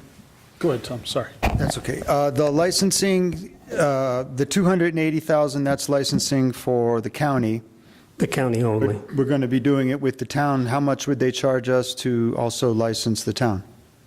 We have reached out to Advanced Communications, and they're working on that right now, so we don't have a final cost on them. We don't really even have a verbal on that at this point. We got an estimate, ballpark, is it? I don't even have an estimate. Joel? They're kind of silent on it. Mr. Chairman, Commissioners, part of the discussion that we've had has been that under the JPA, it would go to one entity, which would be Taos County 911 Dispatch. And if it went in that aspect, then maybe we would just get it all licensed under there and it would be what the current cost is. But we don't have an answer to that yet. We're asking those questions. Like I said, this all sort of changed midstream for us because we had put out the actual RFP for Taos County only. Then now that we have a combined dispatch, we're answering a lot of those questions. Part of what may help answer some of those questions, though, is you might want to talk about the third council and the moving over of the telephony equipment from Kit Carson here, which is what Commissioner Blankenhorn has been asking the whole time and was some direction to staff. If we could go into that portion. Okay. Was there any other questions regarding CAD at this point? I'm still in the dark. I'm sorry. I'm still trying to reel in from this morning, but I'll ask more questions, and it might not be during this meeting, but later on with the staff on a one-to-one basis, just to better understand exactly what's going to happen. And I guess the question that I have is, do we need to have legal advice on all these issues that are coming up? I know that it's been suggested to us that we hire a totally different legal team of individuals that could hire all of the discussions that I think we're kind of talking about, and maybe they themselves could also come up with some more suggestions. And as far as Amity, I wish that she was part of this discussion here today as well, since she knows quite a bit of this information as well. So just... Yeah, as far as legal advice, I'm not really sure how to answer that. I don't know if council could answer that or not at this point, but... I know that in the past, separate counsel was advised people that know exactly all of the terminology with all of these softwares and how it all works. And right. When it comes time to obviously enable the contract for the CAD itself, that'll have to go for legal review, and at that point, I think if there's any questions, it'll get caught by Bob Malone at that point. Okay. Okay, so the other part, what I was going to talk about was the possibility of moving the E911 portion only in the Callejon from the current dispatch center over in Goosdorp. And just so that you guys can keep in mind that there are three core components for the what makes up a PSAP, and those are the consoles, the E911, which is the Callejon, and that includes the E911 portion is the part that handles the incoming calls. And then there is the dispatch portion that is the actual radios. And so I ask that you keep that in mind when I go forward talking about this. So when we got the RFP for the Motorola equipment, there was a pricing summary in here, which is this, and some of you may have already seen it, but there is a breakdown in here, and basically there's two parts to this. There's a 3-position and a 2-position for 2 consoles or 3 consoles. The 2 console, which is what the county is pursuing at this time, which was really what was awarded by the Board of Commission, you guys, was for a 2 console. If we wanted to go on to a 3 console, then we would have to make an amendment to your decision to change that to a 3 console. But as it stands right now, it's still at a 2 console. The cost for a 2-position on the E911 equipment only on this would be $107,000. And the cost for a 3-position based off of the initial proposal by Motorola was $135,000. We are still negotiating with Motorola, and I believe we can still get that down farther, but We have just got a verbal on that, but at this point, I'm kind of hesitant not to give you what the new verbal is until we get a written number from them. So as it stands right now, that's what that part is of the whole project cost is. It would reduce it by $107,000. So the two council is 107? Right. That's what you would subtract out of 873,000. Okay. If you were going for a 3-console, 135. it would be 135,000 to subtract out of 971,000. The other written cost that we receive from Motorola right now is to move that equipment and to actually disconnect, move, reconnect, and test is $85,000 to $105,000 to actually do the test. That would include, at this present time, a downtime of 3 to 5 days. However, in verbal discussions, they have reduced that down to something else, but we don't have a written estimate as to what that is. So again, I'm kind of hesitant to give that until we get that in writing. 3 to 5 days, but anything could go wrong within that time. Exactly. A piece of equipment could break, whatever, in transportation. Right. And so if something breaks, then you could potentially be down even that much longer to get it repaired. So during that downtime then? During that downtime, that begs the other part of the question, who picks up the incoming calls and where do those go? And the other agency that picks it up, there would have to be an MOU established with that agency to pick up the calls and transfer, because at that point, the idea is that the new dispatch equipment would be located across the courtyard here in where the sheriff is at right now, and we could dispatch, but they would still have to pick up a regular telephone line and call it in, and and so there's a period of time there which is unknown how long it takes to actually transfer that call.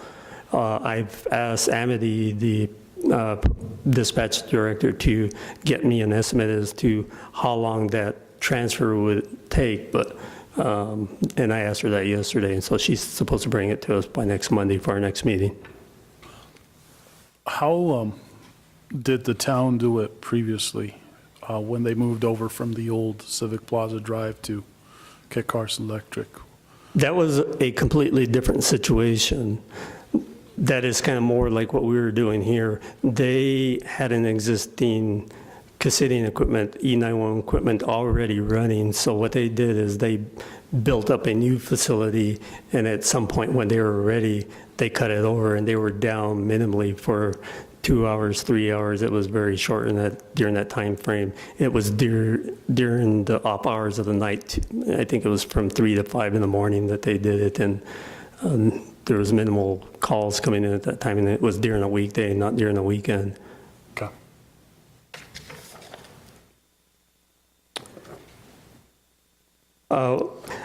There's a couple other things I'd like to mention. The equipment over at Guesdorf right now, the Callejon equipment, the E911 portion, is actually configured for 5 consoles.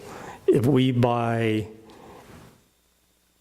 the Callejon equipment off of the RFP, it would be configured only for the console configuration, which we are going to be purchasing. So that would make that something more attractive for us.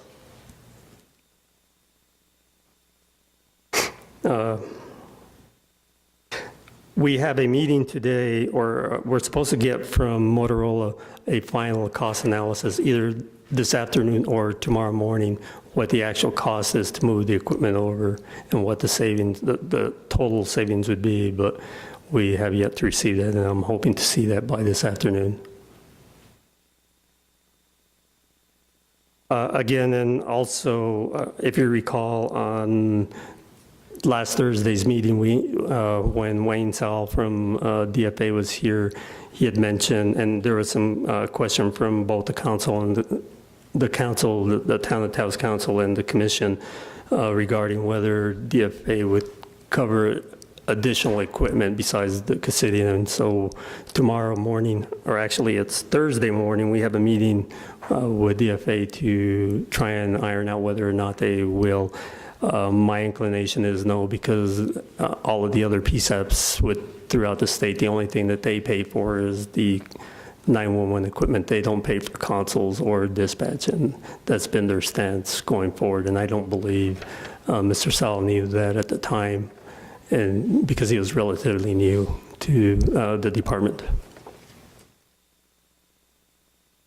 And Chairman, I did put a call into Mr. Rios yesterday, and those questions that were posed at that meeting, I asked him if we could get an answer to him fairly quickly, and I just checked with my secretary over there, and we haven't received an answer to them as of yet. So I believe he's supposed to get those to us on Thursday when we have our call with him. Okay, and that meeting is going to be where? And it'll be a conference call. A conference call. Okay. It'll be up in my office. You're welcome to come up if you want.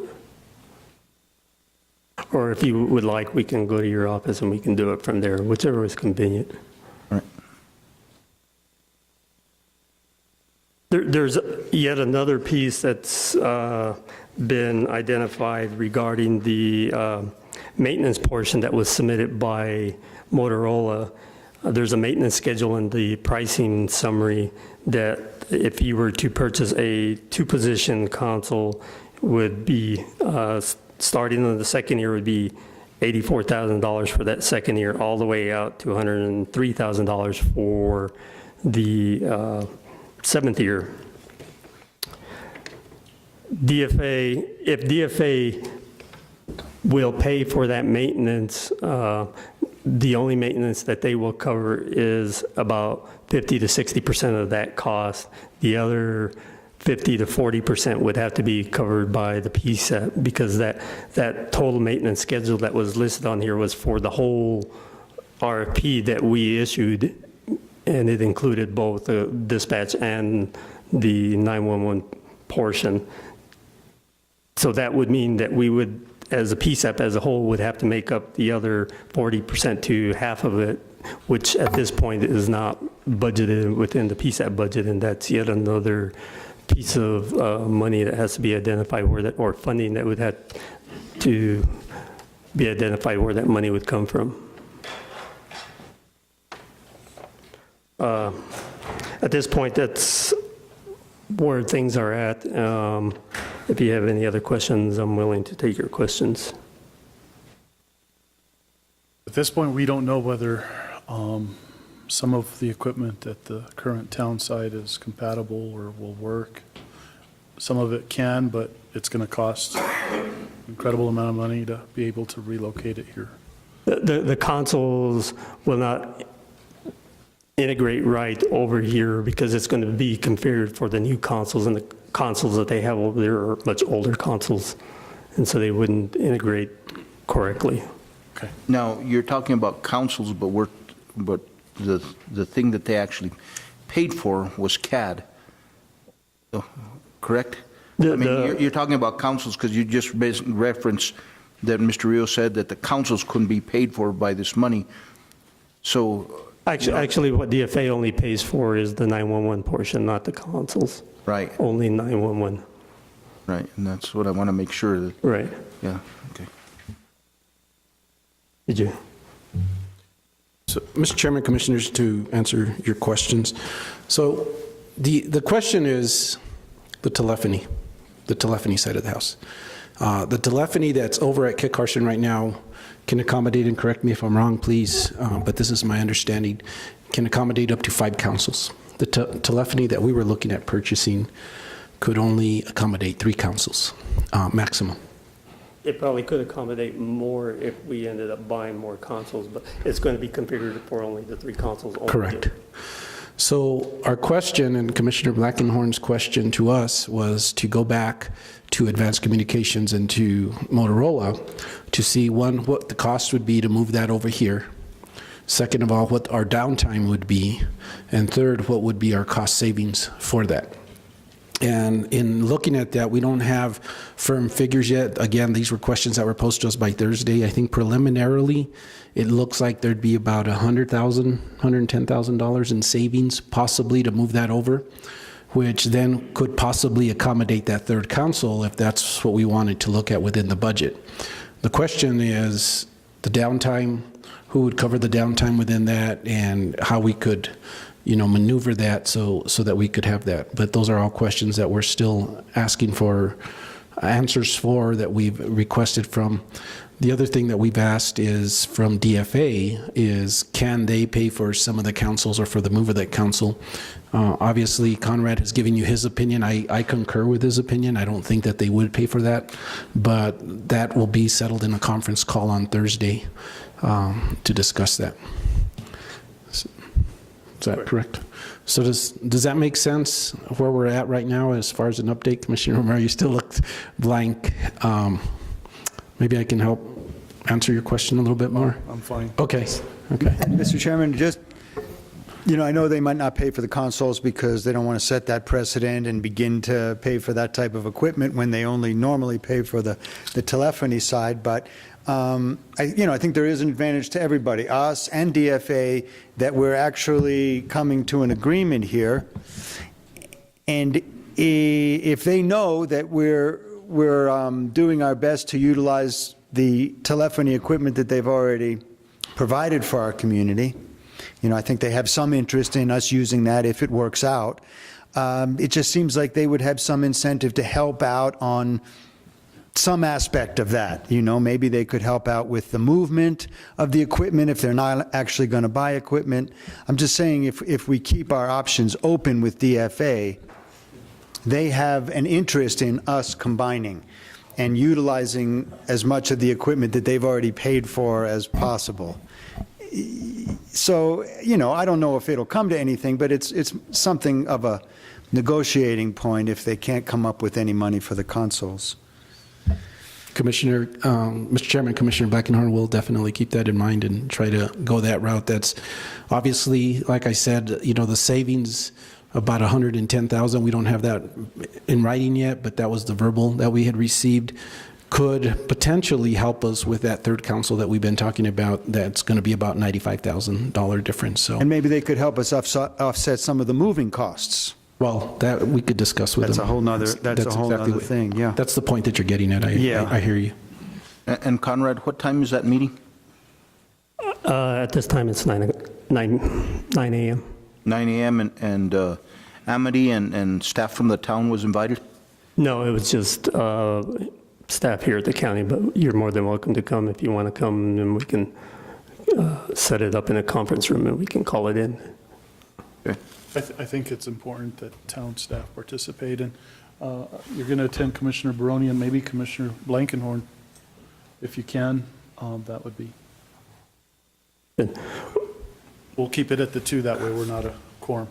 One other thing I'd like to address regarding the purchase of equipment or the actual assistance to try and move that equipment over by DFA, I don't think that's possible because the money that is collected from the 911 tax on your phones is actually governed by state statute, what you can do and what you can't do with it. And all of the program directors throughout the state and have all told me the same thing, that the only thing that DFA pays for is the telephony part.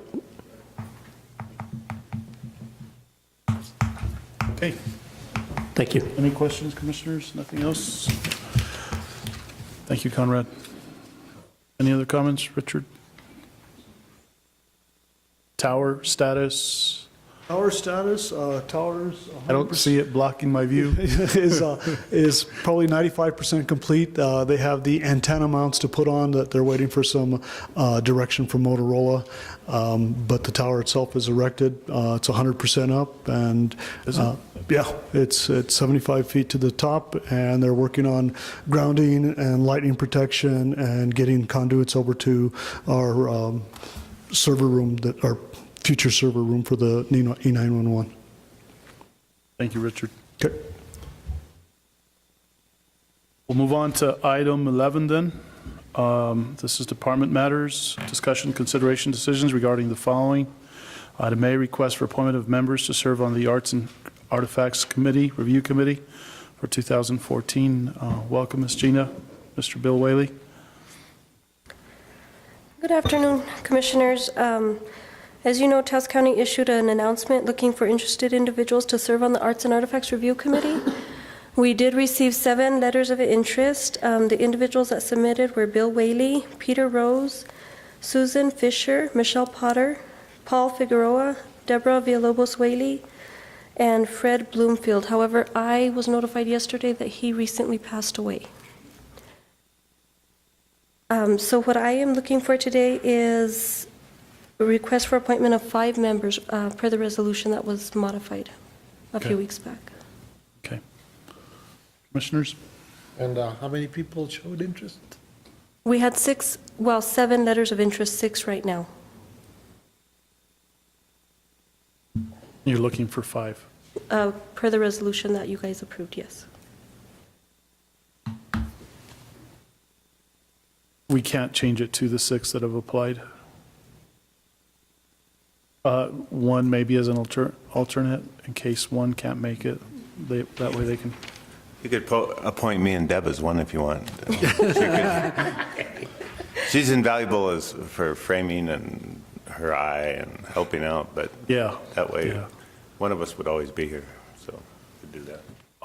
There's that suggestion, but what about an alternate? I mean, it's great that we have interest from the community, at least the 6 people, and so it would be great to utilize them all.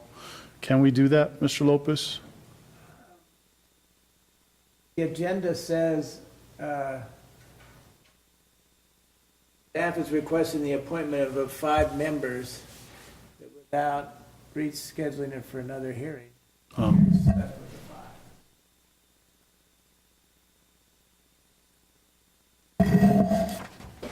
So move as recommended, Chairman. Is there a second? I'll go ahead and second. Any other discussion? Madam Clerk? Well, I guess maybe I should abstain since one of the applicants is my partner. Yes. Yes. Yes. Yes, okay. And maybe that 6th individual we could later on the next agenda bring in as a Yes. alternate? I'll work with legal. Okay, thank you very much. Did you want to do a little bit of an update on how things are going? Well, yes, I think they'll move along much faster now, Mr. Chairman, Commissioners, Manager Archuleta. We've got 2 grants written. We're waiting for approval by the Committee for Historic Photos. Mr. Paul Figueroa, whom you just appointed, I believe, to the committee, is also on the Taos Council for the Arts and the Historic Society, and he wants to, as part of the Fall Arts Festival, wants to present historic photos at the Old County Courthouse, Old County Courtroom.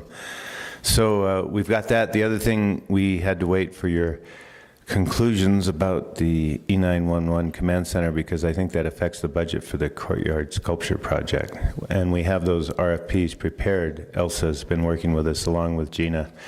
So that's where we stand, and at our next meeting, we should be able to move ahead a little faster, we hope.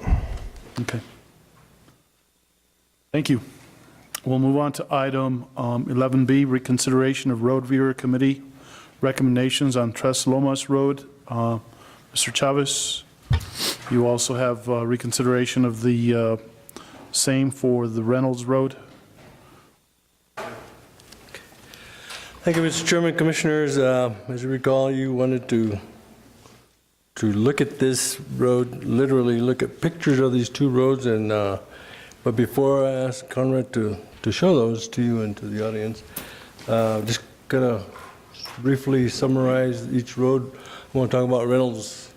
Well, let's talk about Tres Lomas, since that's the way the pictures start first. That's north of Arroyo Hondo. I'm going to rely on your memory on this since I didn't provide the information I provided at last consideration. It's approximately 4/10 of a mile. It's north of Arroyo Hondo. It's kind of in hilly terrain. It's a wide road, stabilized with base course. And again, to remind you, the Road Viewer Committee recommended not to adopt, even though there wouldn't have been a significant amount of resource needed to upgrade or to stabilize the road. As you see the photos, you'll see that there's pit run on there. It's rough as any road will get, without grading routinely. So, any questions on Tres Lomas before? Because the slideshow will go rather quickly. Of course, we can repeat it, but to kind of frame the photos, so to say. Is there anything on Tres Lomas that you would like to talk about? Rick, I would, I don't know, I want to see your picture because I don't know if you're going to have an overview. There's a portion of that road where it kind of forks there and Tres Lomas goes straight. There was a portion of that road at one time I thought was just a right-of-way from Kit Carson for that transfer, for that, what is it called? The meter box or whatever it's called, the transformer, there you go. Yeah. It was in that area. I understand that was the case, and I understood at one time they were just using that road and it was never really part of the original road, so I don't know. Actually, a little ways, within 26 tenths of a mile from Old State Road 3, our county road, it actually goes three ways. One goes down back towards the valley, towards Hondo, which accesses a trailer mobile home park. The other one goes to where you're talking about. It goes to a station for, and I recall from looking at the aerial photo that there's some houses further up. And then Tres Lomas continues down kind of into the valley and ends intersecting with Sangre de Cristo and then another road. So it goes down to there, although those roads probably connect and go back into BLM. And as I said earlier, BLM does not identify that as a preferred access to their holdings back there, but rather they use or identify the old dump road as the access to the facilities. So did I answer your question? Well, I just wanted to get it clarified. Is that portion of the road, was it part of the road or was it? Because I think that section accesses a bunch of those houses there, and I don't know that it was ever a road or just an access road to the substation. And it is, but that's not included in this petition. Oh, okay. That's what I was asking. Okay. Any other questions on Tres Lomas before we look at the pictures? Yeah, just, Mr. Chairman, so the approximate cost is the survey. Is there any requirement for culverts or raising the road? No, there is no requirements for drainage structures. And have the 30 or so residents who use that road to get in and out of their homes, have they been contacted to find out if they could contribute for payment of the survey? No, sir, I haven't contacted them. I wonder if we can kind of make that part of it, since that's what we did this morning, to find out if we could possibly adopt this road without there being any upfront expenditures for the county, and then it would only be a matter of grading it a few times a year, and we already grade right there. It would just require a right-hand turn and then doing another half mile. I don't know how long it takes to do a half mile, but so in other words, the burden on the county would be very minimal, but it would make a big difference to these people. So I don't know if it's a motion or not, but is the intent that I make contact with a contact person and say, can we get this commitment, and then handle it like you did on Llano Road? Yeah, not so much a motion, but just a suggestion that maybe we could bring that back at the same time that we bring back Pina Verde. Is that how you say it? Actually, the name of the road is called Cañada. Excuse me? Cañada. I'm sorry, Llano Road. Oh, the Llano Road in the north. Veers off in the north, yeah. That's my suggestion for these things going forward. This one's in your district? This one is in my district, yes. And I'd like to ask, when I submitted this agenda items, I submitted pictures electronically. You don't have the pictures? We do. I do. You do? We do. Okay. Yeah. Okay. So then before we show them on the screen, any more on Tres Lomas? Okay, and then the next one is Reynolds Road. You've seen the pictures. As I said, it was below the adjacent properties. Those numbers that I put together this morning of $24,000 will be less than that because in Llano Road, it was a 60-mile round trip estimated compared to, let's say, a 30-mile round trip, so it would be reduced commensurately. Also, and that's to raise it, again, to get the flow off the roadway. It wasn't a bus route, as I mentioned before, but the kids do meet at the intersection with 522. The question that Commissioner Blankenhorn asked to be included or considered in the factors is, the first question there for adoption is how many residents will be served? Well, with that question is also included not just those people that live there, but perhaps people that go through there to another destination. In this case, it's kind of like a one-way in, one-way out, kind of like Llano. So with that, then, if there's no questions for the questions, we'll go through the slideshow on the screens.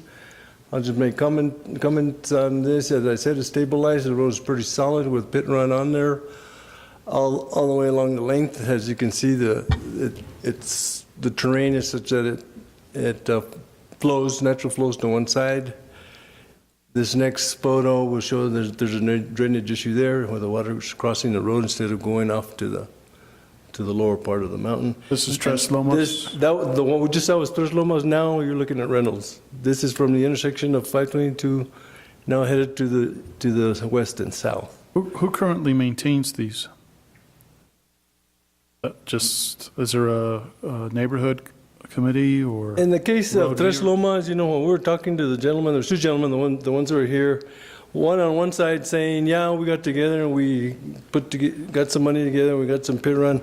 At the same time, the one on the other door is telling that member, no, we've never done anything. But it's obvious that that's not natural ground there. That's pit run. Somebody brought it in. And as I mentioned before, BLM is also faced with the concerns that you are, in this case, for instance, because people build houses out there. And it's all right. Go ahead, finish, and then I'll have a... And then, they're asking, okay, well, who's going to maintain our roads? And, of course, they go with whoever's perceived. These are better than a lot of our county roads. And that's what I said last meeting, is that these are wide roads, in particular Tres Lomas, just 30-foot wide. There's no issues about ambulances or fire trucks not being able to get through there. This one's a little narrower, but you still can't have two-lane traffic. It's more of an issue because drainage will tend to stay more on the roadway. Hold on a second. And Mr. Chavez, if you back up to the Tres Lomas Road, I don't know if this is one of them too, but... No. One more. Go back. This is the beginning of Tres Lomas. They go back again. Even that one right there, if I was to put a grader on that road, the only thing you would see is those little rocks all over the top of the road. You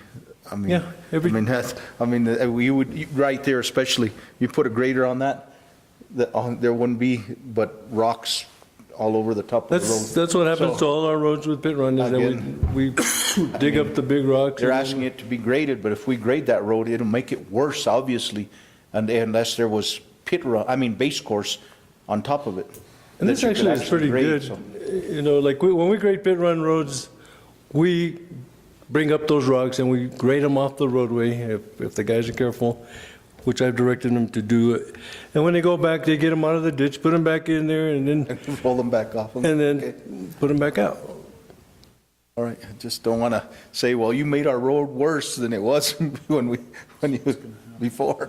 Commissioner Sanchez. Go ahead, Commissioner. Chairman, Commissioners, these roads look like I-25, I-40 compared to mine. I wish we would have gotten a photo of my roads up north. Well, obviously, the neighborhood has gotten together and worked on them. And both roads. The other one, as I said, is also stabilized with pit run. It's not natural ground. It's not similar to the soil on either side.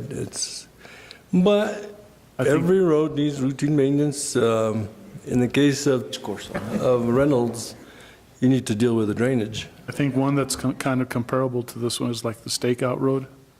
Stakeout is a real good road because it's drained. It's got roadside ditches throughout. And cross drainage culverts, it's good. Mr. Chairman? Go ahead. So this road would need some engineering? Not so much engineering, but we need to expend some money to... Bring in some material? You couldn't just dig it out and create bar ditches and use that to crown over? And how much material do you think it would take to bring this up to a standard that would not be so much standing water? You know, if I said 24,000 for Llano, I would venture to say 18 for this one. Mm-hmm. And that's just fuel cost.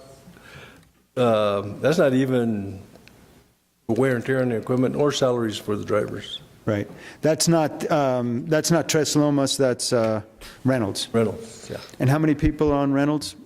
We estimated when we went to about 50 folks there, and as I said, it's at the end of the photos here. Another road veers to the left. There's another, but I don't have the sense that it goes anywhere but back. Any existing road maintenance agreements amongst the neighborhood, or? I have not researched that or asked. Is this a subdivision, a legal subdivision that was approved at one point or another? No, all of the legal subdivisions since '96 have required that the roads stay within the subdivision. And so that's not the case. On this one? Yeah. Anything older than the mid-'90s, pretty much anything went. You used to be able to do 4 splits, and then people would do 4, and then they do 8, then they do 12, and all of a sudden you'd have 50 houses out there, and there'd be nothing that required either the build-up or the maintenance of a road. But once we get a hold of all of these things, it won't keep happening, because now for the last 20 years, probably 18 years, we've required a full build-out with pit run and base course, and that and we have inspected their maintenance agreements so that it's all ongoing for the property owners. But these are different situations. These are situations where, especially Tres Lomas, in my opinion, because not only do you have all of the capillary roads that are that people have their houses on, but there's other public traffic through there too. It's not just a dead-end road. So, those are the ones to me that seem clearly to be county responsibility. And so my suggestion again is that on all of these that have come to us from road viewers and that the road viewers have recommended not to adopt, and we haven't adopted, that if we can go back and see what kind of contributions we can get from the people who live there so that the county doesn't have to bear the initial costs, and then from then on, they can be roads that we grade. And Mr. Chairman, Commissioner Blankenhorn, to add to your plate there, you mentioned subdivisions that have been approved and with certain standards, which has happened throughout the years, but there's a variation on the road situation, because some, like that place we looked at the other day, Commissioner, in Ranchos, that's a subdivision that happened 1962. And the roads were dedicated as public access. Okay, there's other subdivisions that say, yes, Taos County accepts these roads, but are not obliged to maintain. Other subdivisions that we actually own the roads. So for those of the folks watching out there on these subdivisions, say, well, okay, well, we're that much far ahead of everybody else. They own it. They should start maintaining it now, or in those variations. We say we accept them, but we're not going to maintain them. Well, but that doesn't happen anymore. That's all. My point was that no longer happens. So I stand for your direction. I believe Mr. Blankenhorn has made suggestions. Mr. Blankenhorn, you want to put that in the form of a motion? Sure, I'll make a motion that the road department work with the people who have petitioned for the road to be adopted, see if there are any contributions that can be made, and bring us back a report when you're ready. And this is with regards to Tres Lomas Road? Both of them. And Reynolds, too.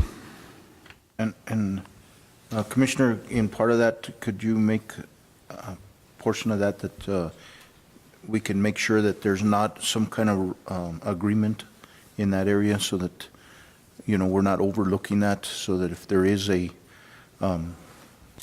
neighborhood association or a road association agreement, that we're not circumventing that? Yes, please make that part of your presentation when you come back. I'll go ahead and second the motion. Any other discussion, Commissioners? If not, Madam Clerk? Yes. Vice Chair Sanchez. Yes. Commissioner Duda. Yes. Commissioner Brett. Yes. Chairman Romero. Yes.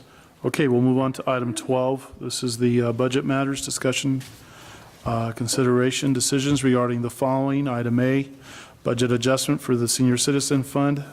Mr. Cordova? Mr. Chairman, Commissioners, the first budget adjustment was something that was mentioned earlier in the Anciano's presentation. This is a $9,000 adjustment to put into professional services to remediate the mold issue.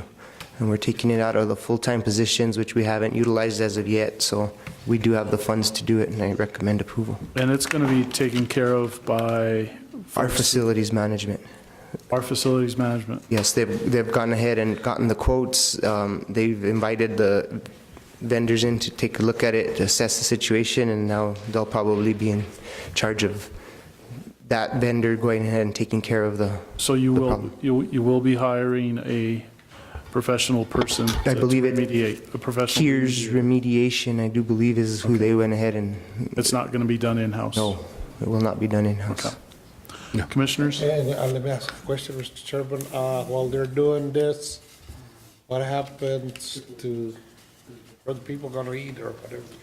I can't answer that at this time. I think Mr. Flores probably has some kind of plan in place, but I would yield that to him. Unfortunately, he's out for the week in a training, but that's a good question. I imagine they'd have to have a plan to displace the people for a short term. That's part of the contract, that's correct. Commissioner and Chairman, I think the way that it's going to be handled, and I don't want to, but the way when I talk to them is because it's to a certain portion of the building, that they would basically quarantine or Seal. put a vapor barrier at a certain point and then work behind that curtain, I guess you would call it. Steve, do you know?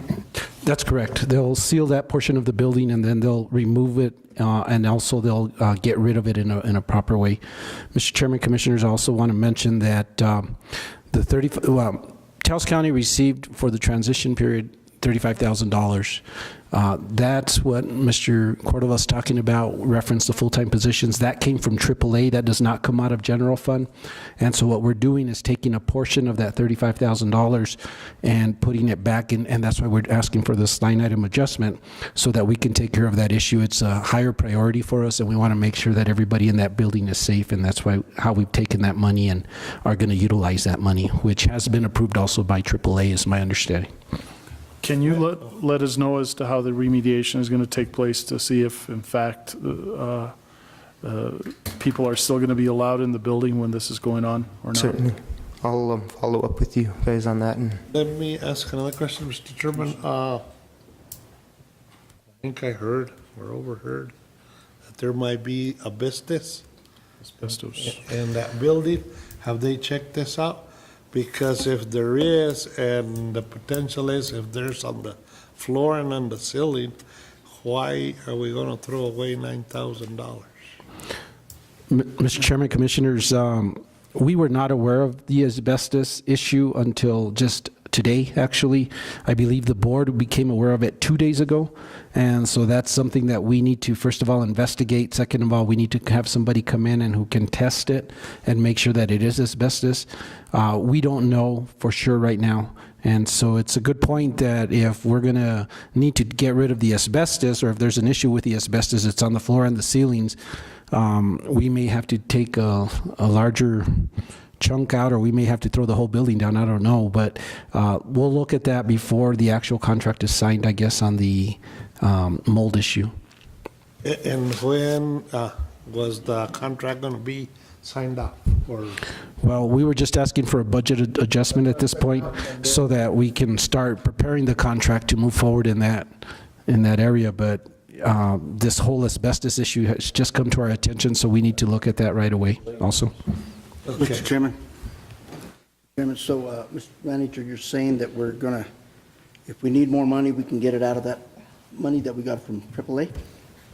Well, Mr. Cordova can probably answer that better than I can. I'm not sure how much more money we can squeeze out of there. Like I said, what we were trying to do was take care of the issue, which was the mold issue right away, but it seems like there may be an asbestos issue now also, so I don't know it. I don't know what that cost would be, and we were just made aware of that today as well as the commission. Any thought, you probably don't know as to how long it takes to check for asbestos? And yeah, the finance guy doesn't know those questions. Maybe we So right now, we're just going to do the budget adjustment. Yes, and in terms of the additional funds we have, we're using some of the funds for some of the staff personnel. We're using some of the funds for attending meetings, those kinds of things, but the majority of them are still available for issues like this. We're trying to keep those funds available for the responsibilities the county is going to take on with the building. Ideally, we need to have a little bit of backup, and that's what this money's been used for at this point, is to help us with this kind of stuff. Well, Mr. Chairman, you're saying, Leandro, that we can use that money? Yes. Okay, but so we're legal. There's only 35,000, so if the problem does come up to be a much larger problem, then we do have to come back to you to look at other options if we continue to remediate the problem. But at this point, like the manager said, it was unknown to us until this morning as well on the asbestos, so that will take the next step necessary to evaluate that. But the original intention of the use of the money is for? Mold remediation. Just that? Just nothing that. else? Mm-hmm. So move to approve. Is there a second? Second. Madam Clerk? Yes. Yes. Yes. Yes. Yes. Okay, second item, budget adjustment, County Sheriff's Department. Mr. Chairman, Commissioners, the Sheriff Department at this time is needing to do a budget adjustment to put some more money into overtime. At this time, we're taking $4,646,000 out of savings that we had in insurance costs, and we're putting it into overtime. It should be noted that we probably will be back again for another overtime adjustment before the end of the fiscal year, because they have such a tight budget. We didn't find any more money at this time to move that we felt comfortable moving, so we're hoping that we won't need to do it, but it likely will have to come back for another overtime. Last year, I believe they did about $97,000 total in overtime. This will take them up to $84,600. But where's all this overtime going to? The majority of the overtime goes on holidays and weekends. So anytime we do have a holiday when they're required to work, we're required to make that overtime payment. So that's the big part of it. And then when summer comes, we do seem to see a little bit more overtime for different programs. But things that are reimbursable, we do get reimbursed for from federal funds on certain overtime. But for the most part, it's the holidays. And we don't have a lot of major holidays left. So most of their overtime's used during the October, November, December timeframe. But let me ask this question. So we do this, how much is the line item adjustment for? Today we're doing $4,646 to take the total up to $84,646. Okay, so it'll take care of this month, because next month they're going to have a lot of savings, because there's how many candidates that are they're going to have to take a month off, right? Without pay, right? Mr. Chairman, Commissioners, yes, we have actually already sent out an email to all the candidates that are running that are Taos County employees, stating that they will have to be on leave without pay during the time frame for that campaign. That's correct. But We'll have savings. But it could go two ways because the savings from them may be used in overtime to cover their shifts. So, We'll have to put you out there, Leandro. yeah. Okay, there's a motion. Is there a second? Second? Madam Clerk? Commissioner Blankenship.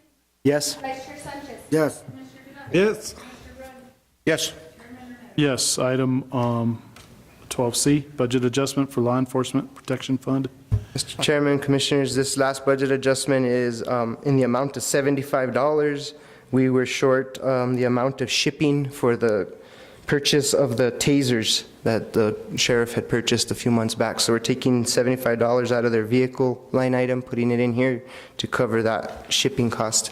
So the only money remaining in this fund is 4 vehicles, which I do believe they're already working on that purchase. And so I do recommend. Approved. Second. Okay, Madam Clerk? Yes. Vice Chair Sanchez. Yes. Commissioner Duda. Yes. Commissioner Brand. Yes. Chairman Romero. Yes, I believe that's it for the agenda. And if I Mr. may, Cordova, before you, I just want to make sure, you transferred that line item for the Sheriff's Department out of insurance. And I know that they had a real high insurance premium, and we're covered there. There's no surprises that's going to be. we already made that payment for the year, and that was what was left in the line item. So apparently we had budgeted a little high this year, anticipating the increase, and it wasn't as high as we anticipated, which is a good thing. But there's definitely savings in there. And so, Mr. Chairman, before we adjourn, I would just like to direct our manager. I heard that they're wanting to bring back the tax on the food from GRT. Can you check with the senator or with the representative? See if that's, I heard. Mr. Chairman, Commissioners, there was a lot of discussion during the legislative session. This is the hold harmless. And there are communities that are enacting it because they actually would get a double tax. They would get twice the amount of money for about 15 years. For Taos County, that's not something that would be beneficial as we've looked at it, but I haven't heard of anything else prior to that, so I can look into it.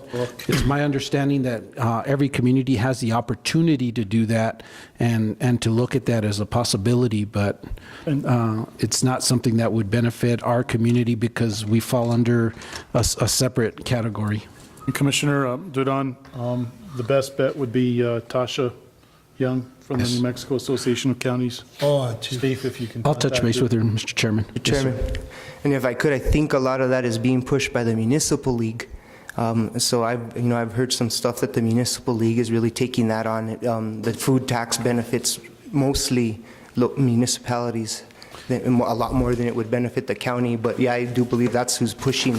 I have heard a little bit about that. And it's come up on the agenda of the Association of Counties as well, and I'm sure it'll come up again this summer. And one other thing, Mr. Chairman, on that work study with the ancianos, with AA or AAA, people had planned it on the 13th. Can we not do it on the regular meeting on the 6th? This way, if we have to make decisions, we can make decisions. It's going to take a while, I would say, a few hours.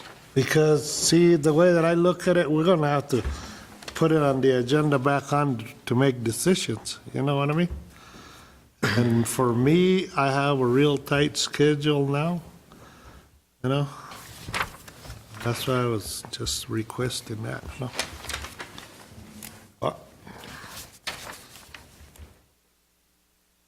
If you guys can consider that.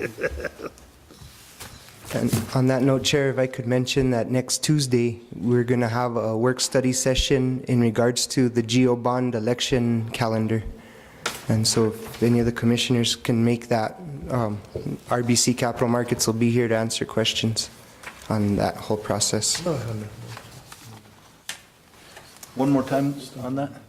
Next Tuesday, the 22nd, I've invited RBC Capital Markets, our financial advisor, to come give us a work study on the GO bond election schedule. If that doesn't work for the commissioners, let me know. I'll see what I can do. But the calendar they've given us gets everything kicked off about May 6th in terms of adopting ordinances, and I wanted to let you guys have the opportunity to ask these questions prior to you seeing it on a regular meeting agenda. See, that was the 22nd? Yes.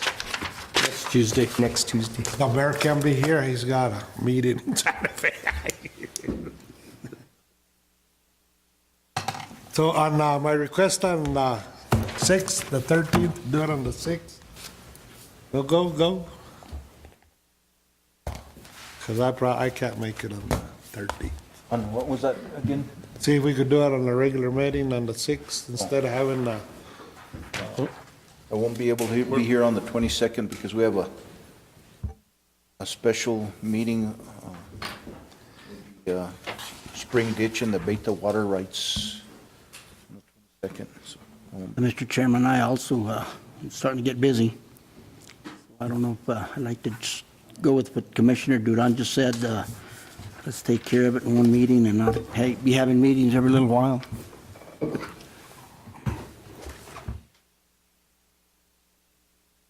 Okay, motion for adjournment? So moved. Second, Madam Clerk? Yes. Vice Chair Sanchez. Yes. Commissioner Duran. Yes. if I'm not done yet, could I say no? Yes. Chairman Romero. Yes.